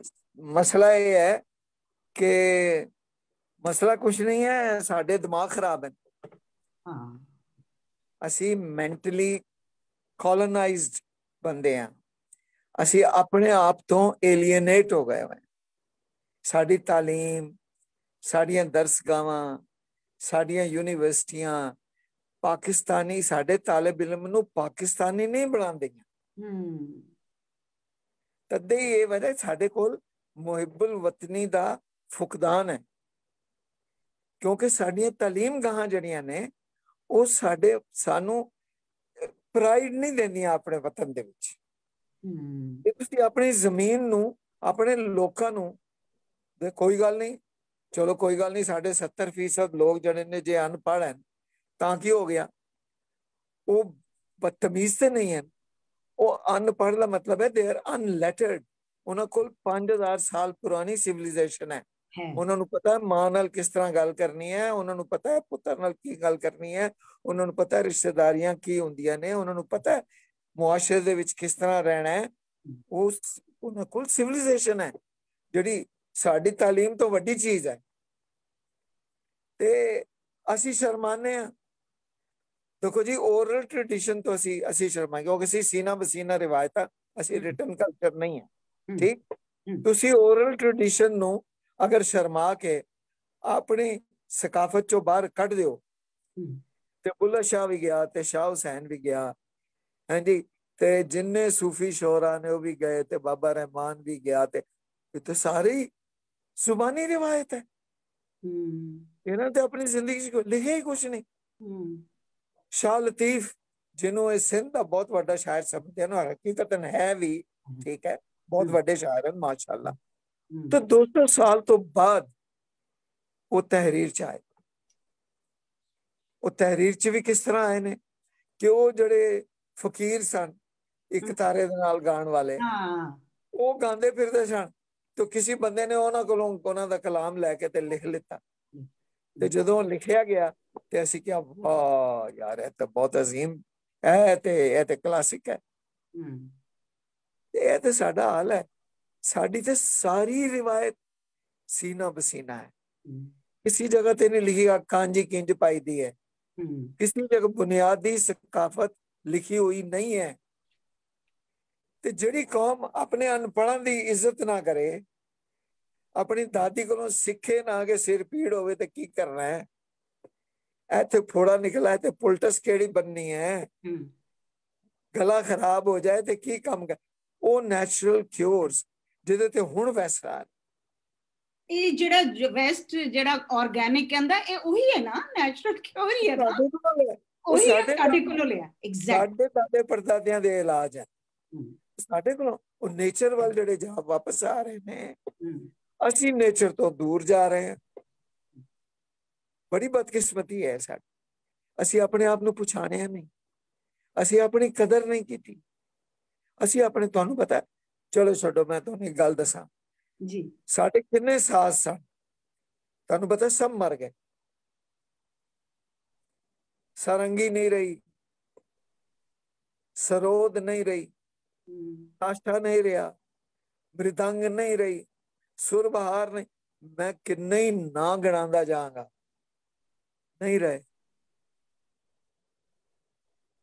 ए हाल है साडा ਅਸੀਂ ਆਪਣੇ ਸਾਜ਼ ਮਾਰ ਛੱਡੇ ਨੇ ਸਾਡੇ ਕੋਲ ਸਾਜ਼ ਰਹਿ ਗਏ ਦੋ ਇੱਕ ਤਬਲਾ ਸਿਤਾਰ ਆਖਰੀ ਦਮਾਂ ਤੇ ਦੋ ਜਾਂ ਚਾਰ ਬੰਦੇ ਸਿਤਾਰ ਵਜਾਉਂਦੇ ਕੀ ਕਰੀਏ ਅੱਛਾ ਉਹ ਔਰ ਅਸੀਂ ਖਾਮਖਾ ਦਾ ਕਲਾਸਿਕੀ ਮੂਸੀਕੀ ਦੇ ਨਾਲ ਐਨੇ ਜਾਹਿਲ ਅਸੀਂ ਹੁਕਮਰਾਨ ਪੈਦਾ ਕੀਤੇ ਨੇ ਰੇਡੀਓ ਦੇ ਵਿੱਚ ਸਾਡੇ ਕਈ ਹੁਕਮਰਾਨ ਇੰਨੇ ਜਾਹਿਲ ਸਨ ਜਿਨ੍ਹਾਂ ਨੇ ਰਾਗਾਂ ਦੇ ਅਲਫਾਜ਼ ਬਦਲੇ ਹਾਂਜੀ ਉਹ ਅਗਰ ਉਹ ਕਹਿੰਦੀ ਹੈ ਕੈਸੇ ਜਾऊं ਜਮਨਾ ਕੇ ਤੀਰ ਤੇ ਤੈਨੂੰ ਕੀ ਮੌਤ ਪੈ ਗਈ ਕਿ ਤੈਨੂੰ ਬਦਲ ਅੱਛਾ ਅਸੀਂ ਕਈ ਰਾਗ ਗਾਣੇ ਬੰਦ ਕਰ ਦਿੱਤੇ हालांकि शगुफ्ता सारे वड्डे क्लासिकी घराने मुसलमाना दी इजाद ने दिल्ली घराना असी इजाद किया आगरा घराना असी इजाद किया ग्वालियर घराना साडी इजाद है पटियाला घराना साडी इजाद है वो मैं गिनांदा ही जावां तुहाडे कोल तलवंडी घराना साडी इजाद है शाम 84 घराना क्लासिकल ਖਿਆਲ ਦੇ ਅਸੀਂ ਮੂਜਦ ਹਾਂ ਉਹ ਇਹਨਾਂ ਨੂੰ ਤੇ ਗਾਣਾ ਨਹੀਂ ਆਉਂਦਾ ਸੀ ਇਹ ਤੇ ਧੁਰਪਦ ਗਾਉਂਦੇ ਸਨ ਧੁਰਪਦ ਜਿਹੜੀ ਸੀ ਉਹਦਾ ਮਕਸਦ ਸੀ ਕਿ ਜਿਸ ਤਰ੍ਹਾਂ ਕੋਈ ਪਿਓ ਦਾਦਾ ਪੜਦਾਦਾ ਗਾ ਗਿਆ ਬਸ ਉਹੋ ਹੀ ਸੁਰ ਲਾਣੇ ਨੇ ਤੇ ਉਹੋ ਹੀ ਬੰਦਿਸ਼ ਉਸੇ ਤਰ੍ਹਾਂ ਉਹਨੇ ਰੱਟ ਕੇ ਗਾ ਦੇਣੀ ਹੈ ਉਹ ਤੇ ਸਾਡੇ ਅਮੀਰ ਖੁਸਰੋ ਆਏ ਕਿ ਕੀ ਕਰਦੇ ਹੋ ਜਿਹੜਾ ਬੰਦਾ ਗਾ ਰਿਹਾ ਹੈ वो अपना कमाल भी तो दिखाए ख्याल इजाद किया ख्याल का मतलब है इमेजिनेशन असी वो फिक्स जड़ा राग से ओदे च इमेजिनेशन क्रिएटिविटी तखलीक एब्सोल्युटली इस वेले सारे हिंदुस्तान च ख्याल गाया जाता है धुरपद कोई नहीं गांदा इस वेले सारे हिंदुस्तान च तबला बजाया जाता है कोई तो खावत नहीं बजाता बड़े काफी कुछ आउट बनते हैं किसी को शादी है पूरा दिन नाम देख लो किसी साला को ठीक है वो कहता है कि मुसलमानों की कंपनी मैं साथ हूं ना मैं तो कहंदे साथ रूट तेरे दूसरा शुभ तेरे दूसरा तेरे दूसरा लफ्ज नहीं है ਇਹ ਜਿਹੜੇ ਲਫ਼ਜ਼ ਨੇ ਸਾਡੇ ਹਿੰਦੀ ਦੇ ਲਫ਼ਜ਼ ਨੇ ਠੀਕ ਹੈ ਨਾ ਤੁਸੀਂ ਕਿਹਾ ਸੁਰ ਬਹਾਰ ਇਹ ਸੰਸਕ੍ਰਿਤ ਦਾ ਲਫ਼ਜ਼ ਹੈ ਤੁਸੀਂ ਕਿਹਾ ਸਹਿਤਾਰ ਇਹ ਸੰਸਕ੍ਰਿਤ ਦਾ ਲਫ਼ਜ਼ ਹੈ ਤੁਸੀਂ ਕਿਹਾ ਰਬਾਬ ਇਹ ਸੰਸਕ੍ਰਿਤ ਉਸ ਸਾਜ਼ਾਂ ਦੇ ਨਾਂ ਅਸੀਂ ਦਿੱਤੇ ਨੇ ਨਾ ਇਸਲਾਮੀ ਨੇ ਤੁਸੀਂ ਕਿਹਾ ਸਾ ਰੰਗੀ सा मतलब है 100 तिरंगी मतलब nuances colors musical shapes सा रंगी साडा साज है ਅਸੀਂ ਕਿੰਨੇ ਬੇਵਕੂਫ ਆ ਪਾਕਿਸਤਾਨੀ ਕਿ ਅਸੀਂ ਆਪਣੀ ਇੰਨੀ ਵੱਡੀ ਮਿਰਾਸ ਜਿਹੜੀ ਹੈ ਉਸ ਤੋਂ ਆਪਣੇ ਆਪ ਨੂੰ ਕੱਟ ਲਿਆ ਔਰ ਹਿੰਦੂਆਂ ਨੂੰ ਔਰ ਹਿੰਦੁਸਤਾਨ ਨੂੰ ਇਹ ਮੌਕਾ ਦੇ ਦਿੱਤਾ ਕਿ ਉਹਨਾਂ ਨੇ ਕਿਹਾ ਉਹ ਜੀ ਤੁਸੀਂ ਤੇ ਕੀ ਹੈ ਤੁਸੀਂ ਤੇ क्लासिकल मसीकी का जनाजा कटने वाले लोग हालांकि नहीं है ਅਸੀਂ ਮੁਜਦ ਹਾਂ ਲੇਕਿਨ ਇਹ ਕੈਰੀ ਔਨ ਕਰਨ ਵਾਸਤੇ ਇਹ ਸਾਰਾ ਜਿਹੜੀਆਂ ਚੀਜ਼ਾਂ ਨੇ ਕਲਚਰ ਨਾਲ ਹੀ ਰਿਲੇਟਡ ਨੇ ਮੈਂ ਕਿਉਂਕਿ ਐਸੇ ਤੇ ਹੀ ਫੋਕਸ ਕਰਾਂਗੀ ਤੁਹਾਨੂੰ ਫਿਰ ਜ਼ਹਿਮਤ ਦਵਾਂਗੀ ਹੋਰ ਟੌਪਿਕਸ ਤੇ ਗੱਲ ਕਰਨ ਲਈ ਕਿਉਂਕਿ ਬਹੁਤ ਮਜ਼ਾ ਆ ਰਿਹਾ ਇਹਦੇ ਵਿੱਚ ਗੱਲਬਾਤ ਕਰਨ ਦਾ ਦੇਖੋ ਮੌਸੀਕੀ ਜਾਂ ਜਿਹੜੇ ਕਲਾਸਿਕਲ ਰਾਗ ਵਗੈਰਾ ਨੇ ਇਹ ਤੇ ਸਾਡੇ ਕੋਲ ਦੇਖੋ ਸਾਡੇ ਕੋਲ ਇੰਸਟੀਟਿਊਸ਼ਨ ਹੈਗੇ ਨਾ ਰੇਡੀਓ ਪਾਕਿਸਤਾਨ ਵੀ ਹੁਣ ਤੇ ਪ੍ਰਾਈਵੇਟ ਸੈਕਟਰ 'ਚ ਵੀ ਸਭ ਕੁਝ ਹੈ ਤੇ ਕੋਈ ਨਾ ਕੋਈ ਤੇ ਪਾਲਿਸੀ ਕਿਸੇ ਜਗ੍ਹਾ ਦੀ ਹੁੰਦੀ ਹੈ ਨਾ ਤੇ ਕਿਉਂ ਨਹੀਂ ਉਹ ਆਪਣਾ ਜਿਹੜਾ ਸਾਡਾ ਪੂਰਾ ਪਿਛਲਾ ਜਿਹੜਾ ਵਿਰਸਾ ਹੈ ਉਹ ਅੱਗੇ ਲੈ ਕੇ ਜਾਣ ਵਾਸਤੇ ਕਿਉਂ ਨਹੀਂ ਪ੍ਰਮੋਟ ਕੀਤਾ ਜਾਂਦਾ ਉਹਨਾਂ ਉਸਤਾਦਾਂ ਨੂੰ? ਅੱਛਾ, ਐਸੇ ਤੇ ਗੱਲ ਕਰ ਲੈਨੇ ਆ। ਹਾਂਜੀ, ਰੇਡੀਓ ਪਾਕਿਸਤਾਨ ਦੀ ਗੱਲ ਕਰ ਲੈ। ਹਾਂਜੀ, ਰੇਡੀਓ ਪਾਕਿਸਤਾਨ ਅੱਜ ਤੋਂ 5-10 ਸਾਲ ਪਹਿਲੋਂ ਰਾਗ ਸੁਣਾਉਂਦਾ ਸੀ ਕਲਾਸੀਕਲ।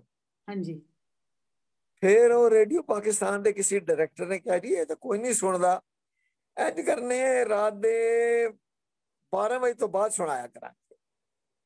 ਲਿਹਾਜ਼ਾ ਰਾਗ ਵਿਦਿਆ ਦਾ ਪ੍ਰੋਗਰਾਮ ਰਾਤ ਦੇ 12 ਵਜੇ ਬਾਅਦ ਚੱਲ ਗਿਆ। ਫਿਰ ਉਹਨਾਂ ਨੇ ਕਿਹਾ ਜੀ ਇਹ ਰੇਡੀਓ ਦੀ ਪਾਲਿਸੀ ਮੈਂ ਦੱਸ ਰਿਹਾ ਤੁਹਾਨੂੰ, ਇਹਦੇ ਚ ਬੜੇ ਵੱਡੇ ਵੱਡੇ ਨਾਂ ਆਉਂਦੇ ਨੇ, ਮੈਂ ਨਹੀਂ ਲੈਣਾ ਚਾਹ ਰਿਹਾ, ਮੈਂ ਸਭ ਕੁਝ ਆਪਣੀਆਂ ਅੱਖਾਂ ਨਾਲ ਵੇਖਿਆ ਸੁਣਿਆ। ਠੀਕ। ਫਿਰ ਉਹਨੇ ਕਿਹਾ ਸਰ ਉਹ ਜੀ ਹੈ ਤੇ ਉਸਤਾਦ ਜੀ ਬੈਠ ਜਾਂਦੇ ਨੇ ਰਾਗ ਸੁਣਾਉਣ, ਇਹ ਤੇ 1.5 ਘੰਟੇ ਦਾ ਇੱਕੋ ਹੀ ਰਾਗ ਗਾਉਂਦੇ ਨੇ, ਇਹ ਤੇ नहीं हो सकता सर। उन्होंने कहा जी उस्ताद सलामत खान साहब, सर सलाम अलैकुम, आप बहुत बड़े उस्ताद हैं, लेकिन आप ऐसा करें आप राग दरबारी गाएं 10 मिनट में। बस सर हमारे पास 10 मिनट है, अगर आपने गाना तो गा लें, नहीं गाना तो ना सही। तो लो जी वो एडी वड्डी राग विद्या जड़ी है वो 10-15 मिनट ਦੇ ਵਿੱਚ ਛੁਕੜ ਗਈ। ਫਿਰ ਇੱਕ ਮੌਸਮ ਇਹ ਆ ਗਿਆ ਕਿ ਰੇਡੀਓ ਪਾਕਿਸਤਾਨ ਦੇ ਵੱਡੇ ਵੱਡਿਆਂ ਨੇ ਵਡੇਰਿਆਂ ਨੇ ਬੈਠ ਕੇ ਲਿਆਣ ਨਾ ਮੇਰੇ ਸਾਹਮਣੇ ਲਿਆਓ रेडियो पाकिस्तान में ना गल करे। रेडियो पाकिस्तान बहुत बड़ा इदारा था। रेडियो पाकिस्तान पाकिस्तान का बेहतरीन इदारों में से था। रेडियो पाकिस्तान क्रिएटिविटी का मुजिद था। रेडियो पाकिस्तान ने पाकिस्तान के अजीम तरीन शख्सियात जो हैं उनको ऑन बोर्ड ले लिया था।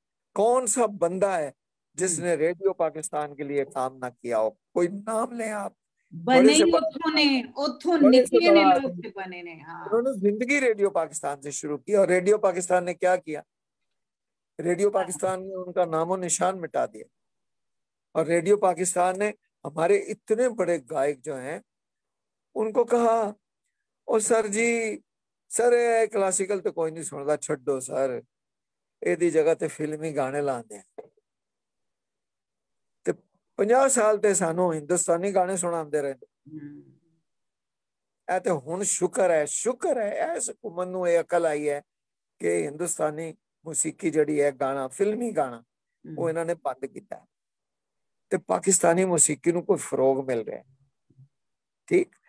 ਪਰ ਅਫਸੋਸ ਹੈ ਕਿ ਕਲਾਸਿਕੀ ਮੂਸੀਕੀ ਤੇ ਕਿਤੇ ਰਹੀ ਨਹੀਂ, ਨਾ ਰੇਡੀਓ ਤੇ ਨਾ ਟੀਵੀ ਤੇ। ਇੱਕ ਕਵਾਲੀ ਸਰਵਾਈਵ ਕਰ ਰਹੀ ਹੈ, ਉਹ ਵੀ ਰਮਜ਼ਾਨ ਸ਼ਰੀਫ ਤੇ ਮੁਹर्रम ਸ਼ਰੀਫ ਦੀ ਵਜ੍ਹਾ। वरना ਤੁਹਾਨੂੰ डे टू डे कवाली भी नहीं लगेगी पाकिस्तान की। और वो भी अगर सरवाइव कर रही है तो नुसरत फतेह जैसे अजीम अजीम शख्सियात की वजह वो अल्लाह मियां ने पैदा किया है। ਉਹਦੇ ਤੇ ਕੋਈ हुकूमत पाकिस्तान कोई क्रेडिट नहीं ले सकती कि जी ਅਸੀਂ ਬਣਾਇਆ नुसरत फतेह, ਉਹਨਾਂ ਨੇ ਨਹੀਂ ਬਣਾਇਆ। ਉਹ ਅੱਲਾਹ ਮਿयां ਨੇ ਬਣਾਇਆ, ਉਹਨੇ ਸਾਨੂੰ ਦਿੱਤਾ ਹੈ, ਉਹ ਸਾਡਾ ਬਿਹਤਰੀਨ। ਇਹ ਦੇਖ ਲਓ ਜੀ ਪੰਜਵੀਂ ਫੇਲ ਤੇ ਪਾਕਿस्तान ਦਾ ਬਿਹਤਰੀਨ ਐਮਬੈਸਡਰ ਫਤਿਹ ਅਲੀ ਖਾਨ। 70 ਪਾਕਿस्तान ਦੇ ਐਮਬੈਸੀਜ਼ ਜਿਹੜੀਆਂ ਨੇ ਉਹ ਕੰਮ ਨਹੀਂ ਕਰ ਸਕੀਆਂ ਜਿਹੜੀਆਂ ਉਹ ਕੱਲਾ ਕਰ ਗਿਆ।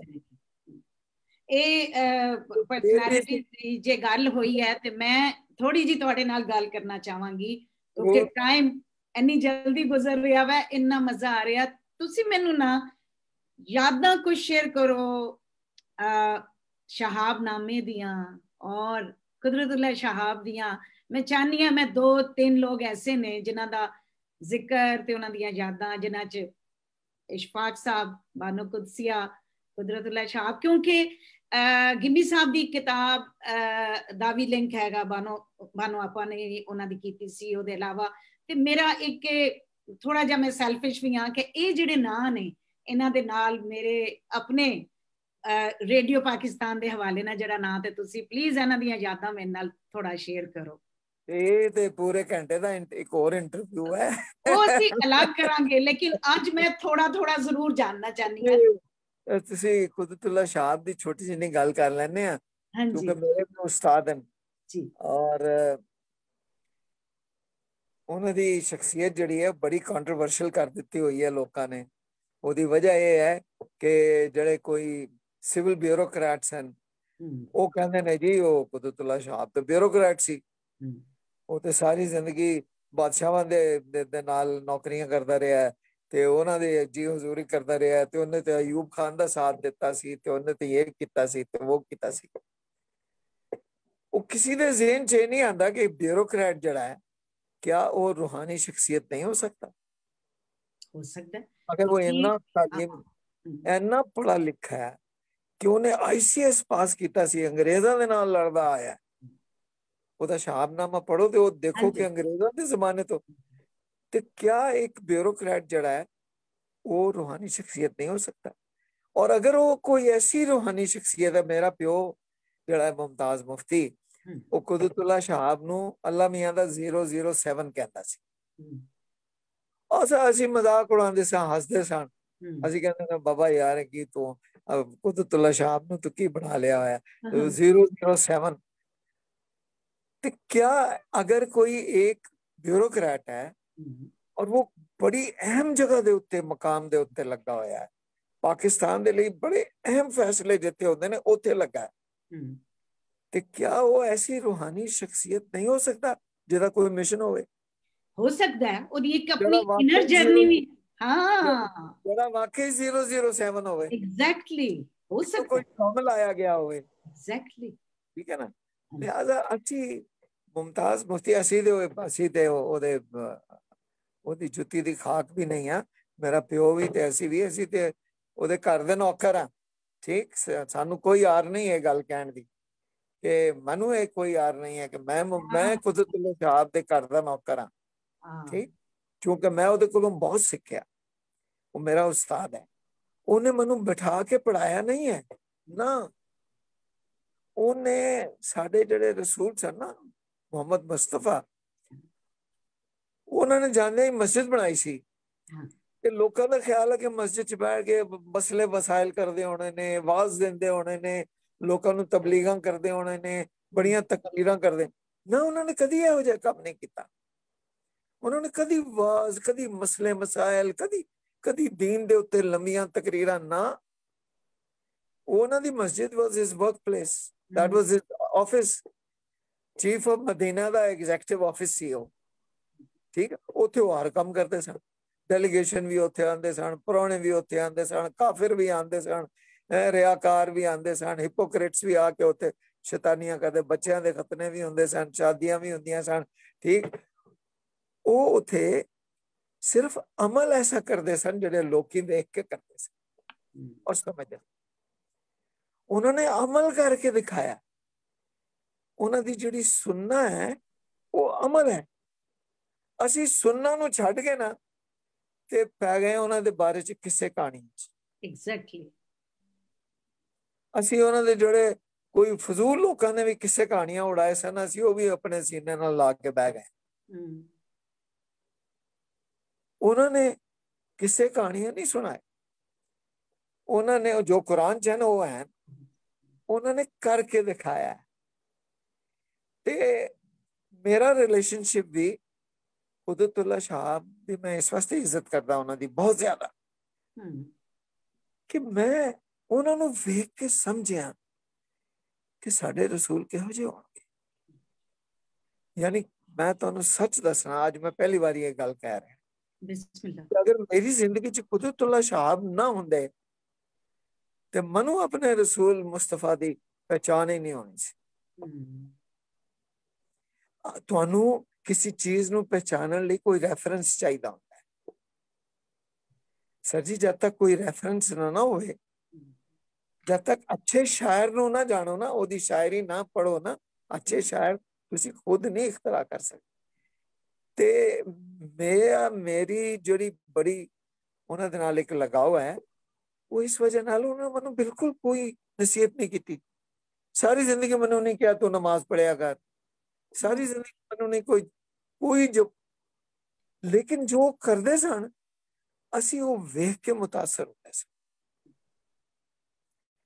और उन्होंने वेख के उन्होंने दी शख्सियत दे कोल रह के देख के मैनू समझ आई कि हो अल्लाह मियां ਦੀਆਂ ਜਿਹੜੀਆਂ ਸ਼ਖਸੀਅਤਾਂ ਉਹ कैसी ਹੁੰਦੀਆਂ। अच्छा वो सारे काम करते सन, साडे रसूल भी सारे काम करते सन, शादी विआह भी अटेंड करते सन, लोगों ਨੂੰ मिलते भी सन, ਬੱਚਿਆਂ ਦੇ ਖਤਨਿਆਂ ਤੇ ਵੀ ਜਾਂਦੇ ਸਨ, ਮੌਤ ਦੇ ਉੱਤੇ ਜਾ ਕੇ ਵੀ ਅਫਸੋਸ ਕਰਦੇ ਸਨ। ਹਾਂਜੀ, ਮੇਲਿਆਂ ਠੇਲਿਆਂ ਤੇ ਵੀ ਸ਼ੇਰੋ ਸ਼ਾਇਰੀ ਵੀ ਸੁਣਦੇ ਸਨ, ਸਭ ਕੰਮ ਕਰਦੇ ਸਨ, ਦੁਨੀਆ 'ਚ ਰਹਿੰਦੇ ਸਨ, ਘੁੰਮਣਾ ਕਰਦੇ ਸਨ ਬਹੁਤ ਜ਼ਿਆਦਾ। ਬਲਕਿ ਉਹਨਾਂ ਦੇ ਕੋਲ ਇੱਕ ਮੈਂ ਛੋਟਾ ਜਿਹਾ ਵਾਕਿਆ ਮੈਂ ਅੱਜ ਹੀ ਪੜ੍ਹਿਆ, ਉਹ ਮਾਰਟਨ ਲਿੰਗ ਦੀ ਕਿਤਾਬ ਦੇ ਵਿੱਚ ਲਿਖਿਆ ਹੋਇਆ। ਉਹ ਜਿਹੜੇ ਹਜ਼ਰਤ ਉਸਮਾਨ ਸਨ, ਉਹਨਾਂ ਦੇ ਸਾਹਬੀ ਸਨ, बड़े अमीर सन, उन्होंने अपनी सारी दौलत लुटाती, बड़े जनरस सन। तो सब कुछ चल गए, हिजरत करके वो महाजर बन के मदीना आए, ਤੇ ਉਹਨਾਂ ਦੇ ਦਿਲ ਚ ਆਇਆ ਕਿ ਮੈਂ ਕੀ ਹੈ ਦੁਨੀਆ त्याग देनी है, मैं छड़ देनी है, मैं ये दुनिया नहीं, मनु नहीं होनी चाहिए। तो रसूल को गए और उन्होंने जाके रसूल ਨੂੰ ਕਿਹਾ कि यार रसूल अल्लाह, मैं तंग आ गया दुनिया तो मैं हुण सोच रहा कि मैं हुण यूनख बन जाना है, खस्सी हो जाना, ताकि मेरे च डिजायर ही ना रहे, और मैं दुनिया त्याग देनी है तो मैं फकीर हो जा, तो मैं फकीर होके दरबे में घूमदा। रसूल पाक जड़े ने उन्होंने क्या पागल, ये तू की गल्लां पे कर रहे हैं, तू मनु नहीं देखिया? देख मैं विआह भी करना, मैनू औरतां भी पसंद है, मैं खवातीन से मोहब्बत करता हूँ, मैं गोश्त भी खाता हूँ, मैं जियाफतों पे भी जाता हूँ, मैं रोजे भी रखना, मैं अफ्तार पार्टियां भी करना, मैं मेलियां ठेलियां ते भी जाना, मैं लोगों दे मेरे दीन दे विच दुनिया त्यागनी और इस तरह अपने आप ਨੂੰ खसी कर लेना, ये मना है, ये मेरा रास्ता नहीं है। ਤੇ ਉਹ ਕੁਦਰਤੁल्लाह शहाब ਨੂੰ ਸਮਝਣ ਲਈ ਇਹ ਵਾਕਿਆ ਸਮਝਣਾ ਜ਼ਰੂਰੀ। तो लोग समझते ने कि अच्छा जी अगर वो बुजुर्ग थे बड़े, आप उनको बुजुर्ग मानते हो, तो फिर वो सारे दिन मुसल्ले पे क्यों नहीं खड़े रहते थे? अच्छा तो फिर उन्होंने तलकीन क्यों नहीं की? फिर उन्होंने कुरान के ऊपर आपको कुछ वाज क्यों नहीं फरमाया? तो नहीं भाई, ये बड़ा फरसूदा कॉन्सेप्ट है बुजुर्गी का। अभी आप आगे बुजुर्ग देखेंगे, आगे आ रहे हैं इंशाल्लाह, आप फिक्र ना करें, मैं मर जाऊंगा, अभी आएंगे बुजुर्ग 24 साल के 26 साल के, जीन्स पहनी होगी, लेटेस्ट उन्होंने टी शर्ट पहनी होगी, और ऐसा इल्म रखेंगे दीन का कि बड़े बड़े आलिम जो है ना उनको पछाड़ देंगे। ਅਕਸੀ ਭਾਈ ਬਿਲਕੁਲ ਕਈ ਜਗ੍ਹਾ ਤੇ ਯੂਥ ਚ ਇਹ ਚੀਜ਼ਾਂ ਅਸੀਂ ਦੇਖ ਰਹੇ ਹਾਂ ਕਿ ਇੱਕ ਇਨਰ ਜਿਹੜੀ ਕਾਲ ਹੈ, ਇੱਕ ਇਨਰ ਅਵੇਕਨਿੰਗ ਜਿਹੜੀ ਹੈ ਨਾ ਉਹ ਆ ਰਹੀ ਹੈ। ਬਿਲਕੁਲ। ਅੱਛਾ, ਇਹ ਤੇ ਉਹਨਾਂ ਦੀ ਗੱਲ ਹੋ ਗਈ, ਬੜੀ ਜ਼ਰੂਰੀ ਸੀ। ਤੇ ਦੱਸੋ ਕਿ ਜਿਹੜਾ ਤੁਹਾਡਾ ਰਿਸ਼ਤਾ ਇਸ਼ਫਾਕ ਸਾਹਿਬ ਵੀ, ਕਿਉਂਕਿ ਗਿਮੀ ਸਾਹਿਬ ਨਾਲ ਉਹਨਾਂ ਦਾ ਵੀ ਇੱਕ ਬੜਾ ਤਾਲੁਕ ਰੇਡੀਓ ਦੇ ਹਵਾਲੇ ਨਾਲ ਰਿਹਾ, ਬਾਨੋ ਆਪਾਂ ਨਾਲ, ਤੇ ਮੈਂ ਚਾਹਾਂਗੀ ਕਿ ਤੁਸੀਂ ਜਨਾਬ बानो कुदसिया दे घर च भी रहे, प्यार भी मैं तो उनके घर का आदमी हूँ सारी जिंदगी। घर दे बंदे हो, मैं ताई तारे को मैं के घर दे बंदे को पूछा। हाँ जी, मेरे तो वो दोस्त थे, मेरे बुजुर्ग भी थे और मेरे दोस्त भी थे। और ईमानदारी की बात है, लोगों को पसंद आए ना आए इसकी परवाह नहीं है। मैं समझता हूँ कि अशफाक अहमद जैसा बंदा, उसकी बड़ी मुखालफत थी जब वो जिंदा था। जब उसने और ड्रामे लिखे तो यही जो आजकल के लोग उसकी बड़ी तारीफें करते हैं, इन्होंने अखबारों में उसके खिलाफ कॉलम लिखे कि ये है कि ड्रामा लिखे है। ये किस तरह हो सकता है कि एडे बड़े प्यो दा पुत्र जड़ा है वो मौलवी हो गया मस्जिद दा, यह कोई ड्रामा है? लेकिन उसने ऐसे ड्रामे लिखे चौंका देने वाले और कमाल के ड्रामे लिखे। एक मोहब्बत सौ अफसाने और दीगर जो ड्रामे थे उसके उस्ताद था वो, मीडिया का उस्ताद था। हमारा मीडिया जो है ना उसने वैसी शख्सियत फिर नहीं पाई। और मैं ऑनेस्टली ये समझता हूँ बड़ा दिल बहार आदमी था अशफाक अहमद दे कोल। तुसी बह जाओ शामी ते सवेर हो जाएगी तो तुसी दियां गल्लां सुनदे रह जाओ, मजलिसी बंदा सी ना, और तंग नहीं आओगे। हाँ, तुसी बोर नहीं होगे। वो तलकीन शाह जो करता सी ना, हाँ जी, हाँ जी, हाँ जी, वो अंदरों खुद तलकीन शाह सी, और एडा वड्डा दास्तान गो सी जदा जवाब नहीं, एवं ओदे घर दा नाम दास्तान गो नहीं, एवं उन्हें रसाला दास्तान गो नहीं कटिया सी, वो खुद दास्तान गो सी। और यकीन करो कि तुसी ओदे कोल जड़ा बंदा बह जांदा सी ना जाके, वो उठ नहीं सकता सी, क्योंकि वो इस इन्नी जबरदस्त गुफ्तगू करता सी और इन्ना क्रिएटिव आदमी सी। तो मैं समझना वा कि अशफाक अहमद जैसा बंदा, बानो कुदसिया दे भी यही गल है, सदियां च एक बारी पैदा हो। बानो कुदसिया वगरियां मैं बहुत उन्हां तो इंप्रेस हां एज ए वुमन, ਜਿਹੜੀ ਉਹਨਾਂ ਦਾ ਔਰਾ ਸੀ, ਇੱਕ ਇੰਨੀ ਪੜ੍ਹੀ ਲਿਖੀ ਖਾਤੂਨ ਜਿਹੜਾ ਉਹਨਾਂ ਨੇ ਆਪਣਾ ਰੱਖ ਰਖਾਓ, ਆਪਣੇ ਨॉर्म्स ਨੂੰ, ਆਪਣੀ ਇੱਕ ਹਰ ਚੀਜ਼ ਨੂੰ ਲੈ ਕੇ ਜਿਸ ਤਰ੍ਹਾਂ ਚੱਲਦੀਆਂ ਸੀ। ਕਿਉਂਕਿ ਮੈਂ ਬਹੁਤ ਸਾਰੀਆਂ ਉਹ ਚੀਜ਼ਾਂ ਮੈਂ ਆਪਣੀ, ਜਾਂ ਉਹਨਾਂ ਨੂੰ ਇੱਕ ਸਿਰ ਤੇ ਦੁਪੱਟਾ ਤੇ ਇੱਕ, ਜਾਂ ਮੇਰੀ ਮਾਂ रेडियो दे किथे कंट्रोलर गिम्मी साहब ते मेरी मां ने 4 मोहम्मद दा दुपट्टा ही लैके वड्डी वड्डियां फंक्शन ते गए। इको जेड़ी चीज है वो बहुत इंप्रेसिव आ, बहुत इंप्रेसिव आ। तुसी कोई यादां शेयर करो बानो आपा दियां जेड़ियां तुहाडे नाल उन्हां दे घर दे विच रहंदियां, यूनिक, मेरे वगरियां कुछ सीखना चाहन, मेरे वगरियां होर जेड़ियां देख रही ने, क्योंकि वो रेयर औरत सन, कोई शक गुस्सिया। मैं तुहानू कहा ना कि दो बंदे ऐसे सन अल्लाह मियां ने खास पैदा किए सन, 100 साल च एक बारी पैदा होंदे ने हज बंदे, फिर नहीं आते। ये कमाल लोग थे। ये बानो कुदसिया तो मशरकी औरत का एक बेहतरीन एग्जाम्पल थी, पार एक्सेलेंस। आज भी अगर आपने कोट करना है ना मशरकी औरत को कि ये मशरकी औरत क्या थी, अब तो नहीं रही, ठीक है, लेकिन तो बानो कुदसिया की इमेज है। और इंटेलेक्चुअल थी, ये कमाल, और फलसफी थी, और नाश्ता बनाते बनाते वो इतनी फलसफियाना बातें करती थी कि बंदा दंग रह जाता। वो कोई मामूली औरत नहीं थी, बहुत पढ़ी लिखी थी। और अजीब अजीब बात थी कि बर्ची खाना भी चलाना है, अपने खामिद का भी ख्याल रखना है, और अंदर से दाव लगा के और स्क्रिप्ट भी लिख लेना है, और नावल भी लिखते रहना है। ये वो काम है जो मैं तो नहीं कर सकता। मैं तो यहाँ बैठ के किताब लिख सकना, तो यहाँ फिर दूसरे काम कर सकना। वो इतनी बैलेंस्ड जिंदगी थी उनकी, और इतनी वो हसीन औरत थी। वो बानो कुदसिया बहुत हसीन औरत थी। आप उनका सफर देखें आप। Few people know that she was a Christian. Very few people know that. She was a Christian and she became a Muslim for Ishfaq.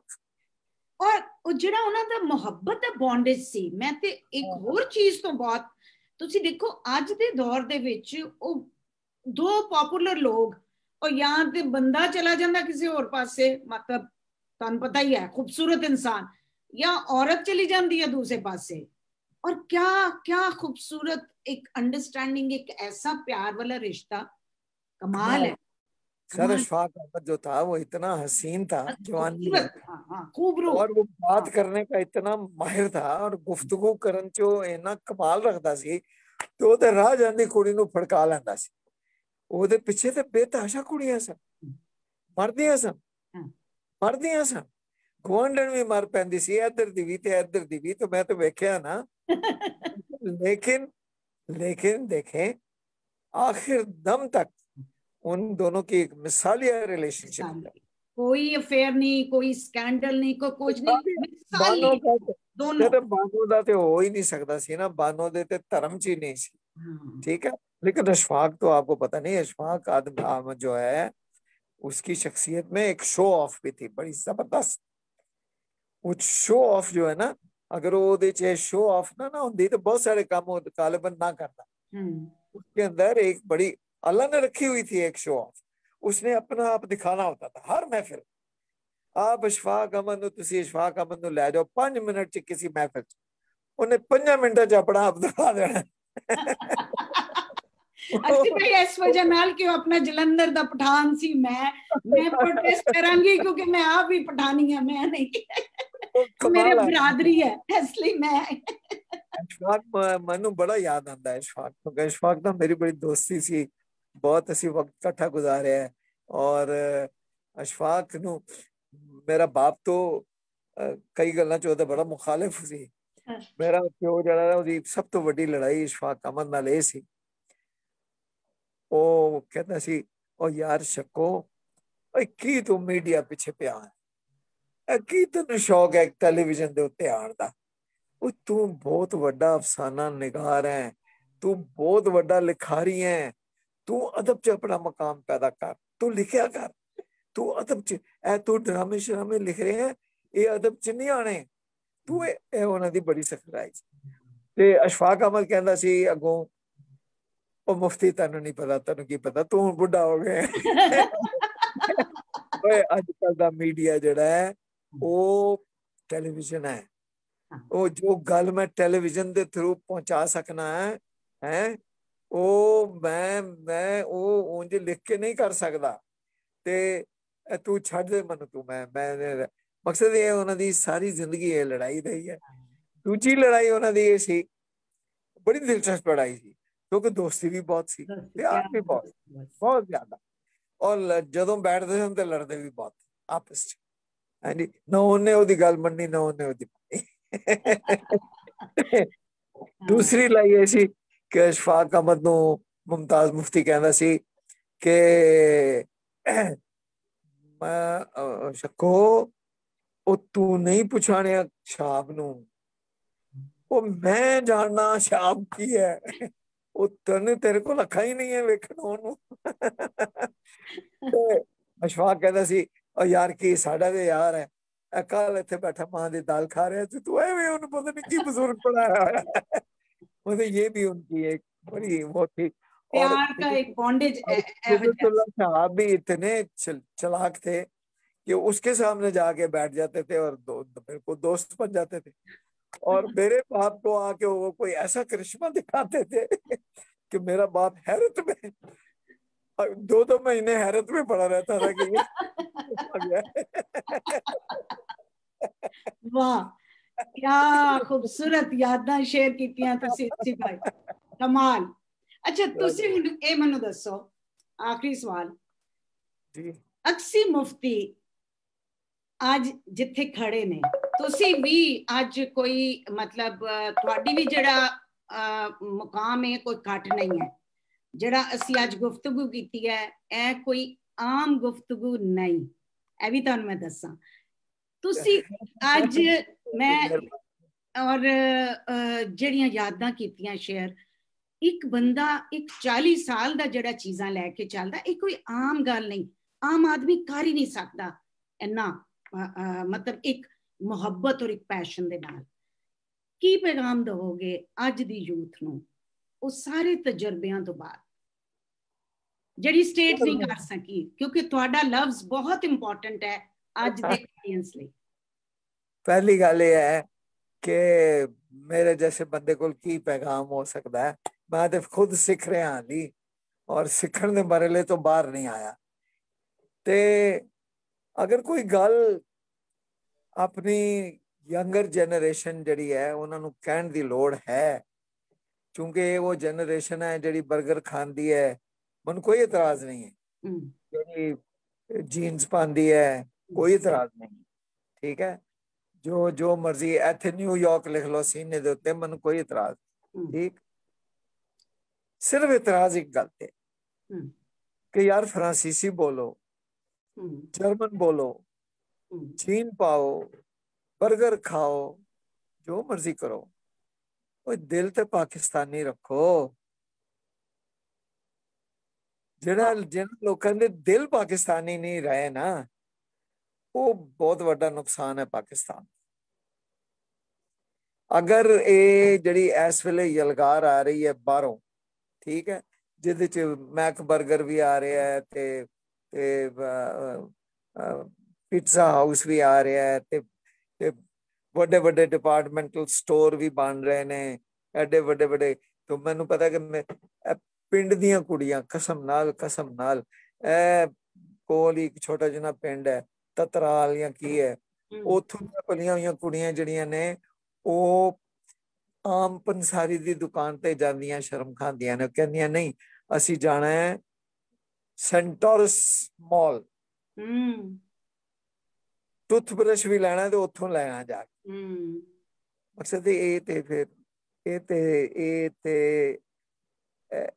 ये कौमा बनाने की गल नहीं है गल्लां तो कौमा विगड़दियां बनदियां ने तुसीं अपना आप ही छड्डदे जा रहे हो साडे ही मामे चाचे दोतरे पोतरे जिहड़े ने दुकानां ते हट्टियां ते बैठे सन ना बेचण वाले ते तुसीं उन्हां कोलों शर्मांदे हो तुसीं उन्हां कोल जाके ते तो एक माचिस दी डब्बी नहीं लै सकदे तुसीं माचिस दी डब्बी लैण लई तुहानूं सेंटोरस जाना मैनूं इहदे तो बड़ी खिज आंदी है ते मैं समझना कि साडे लोकां नूं साडी यंगर जनरेशन नूं ठीक है वेस्टरनाइज होण इल्म हासिल करन दे लई कुछ भी होण कोई मसला नहीं मैं खुद वेस्टरनाइज है मैं अंग्रेजी सीखी है मैं यूरोप च रहा लेकिन अपना आप ते ना भुल्लण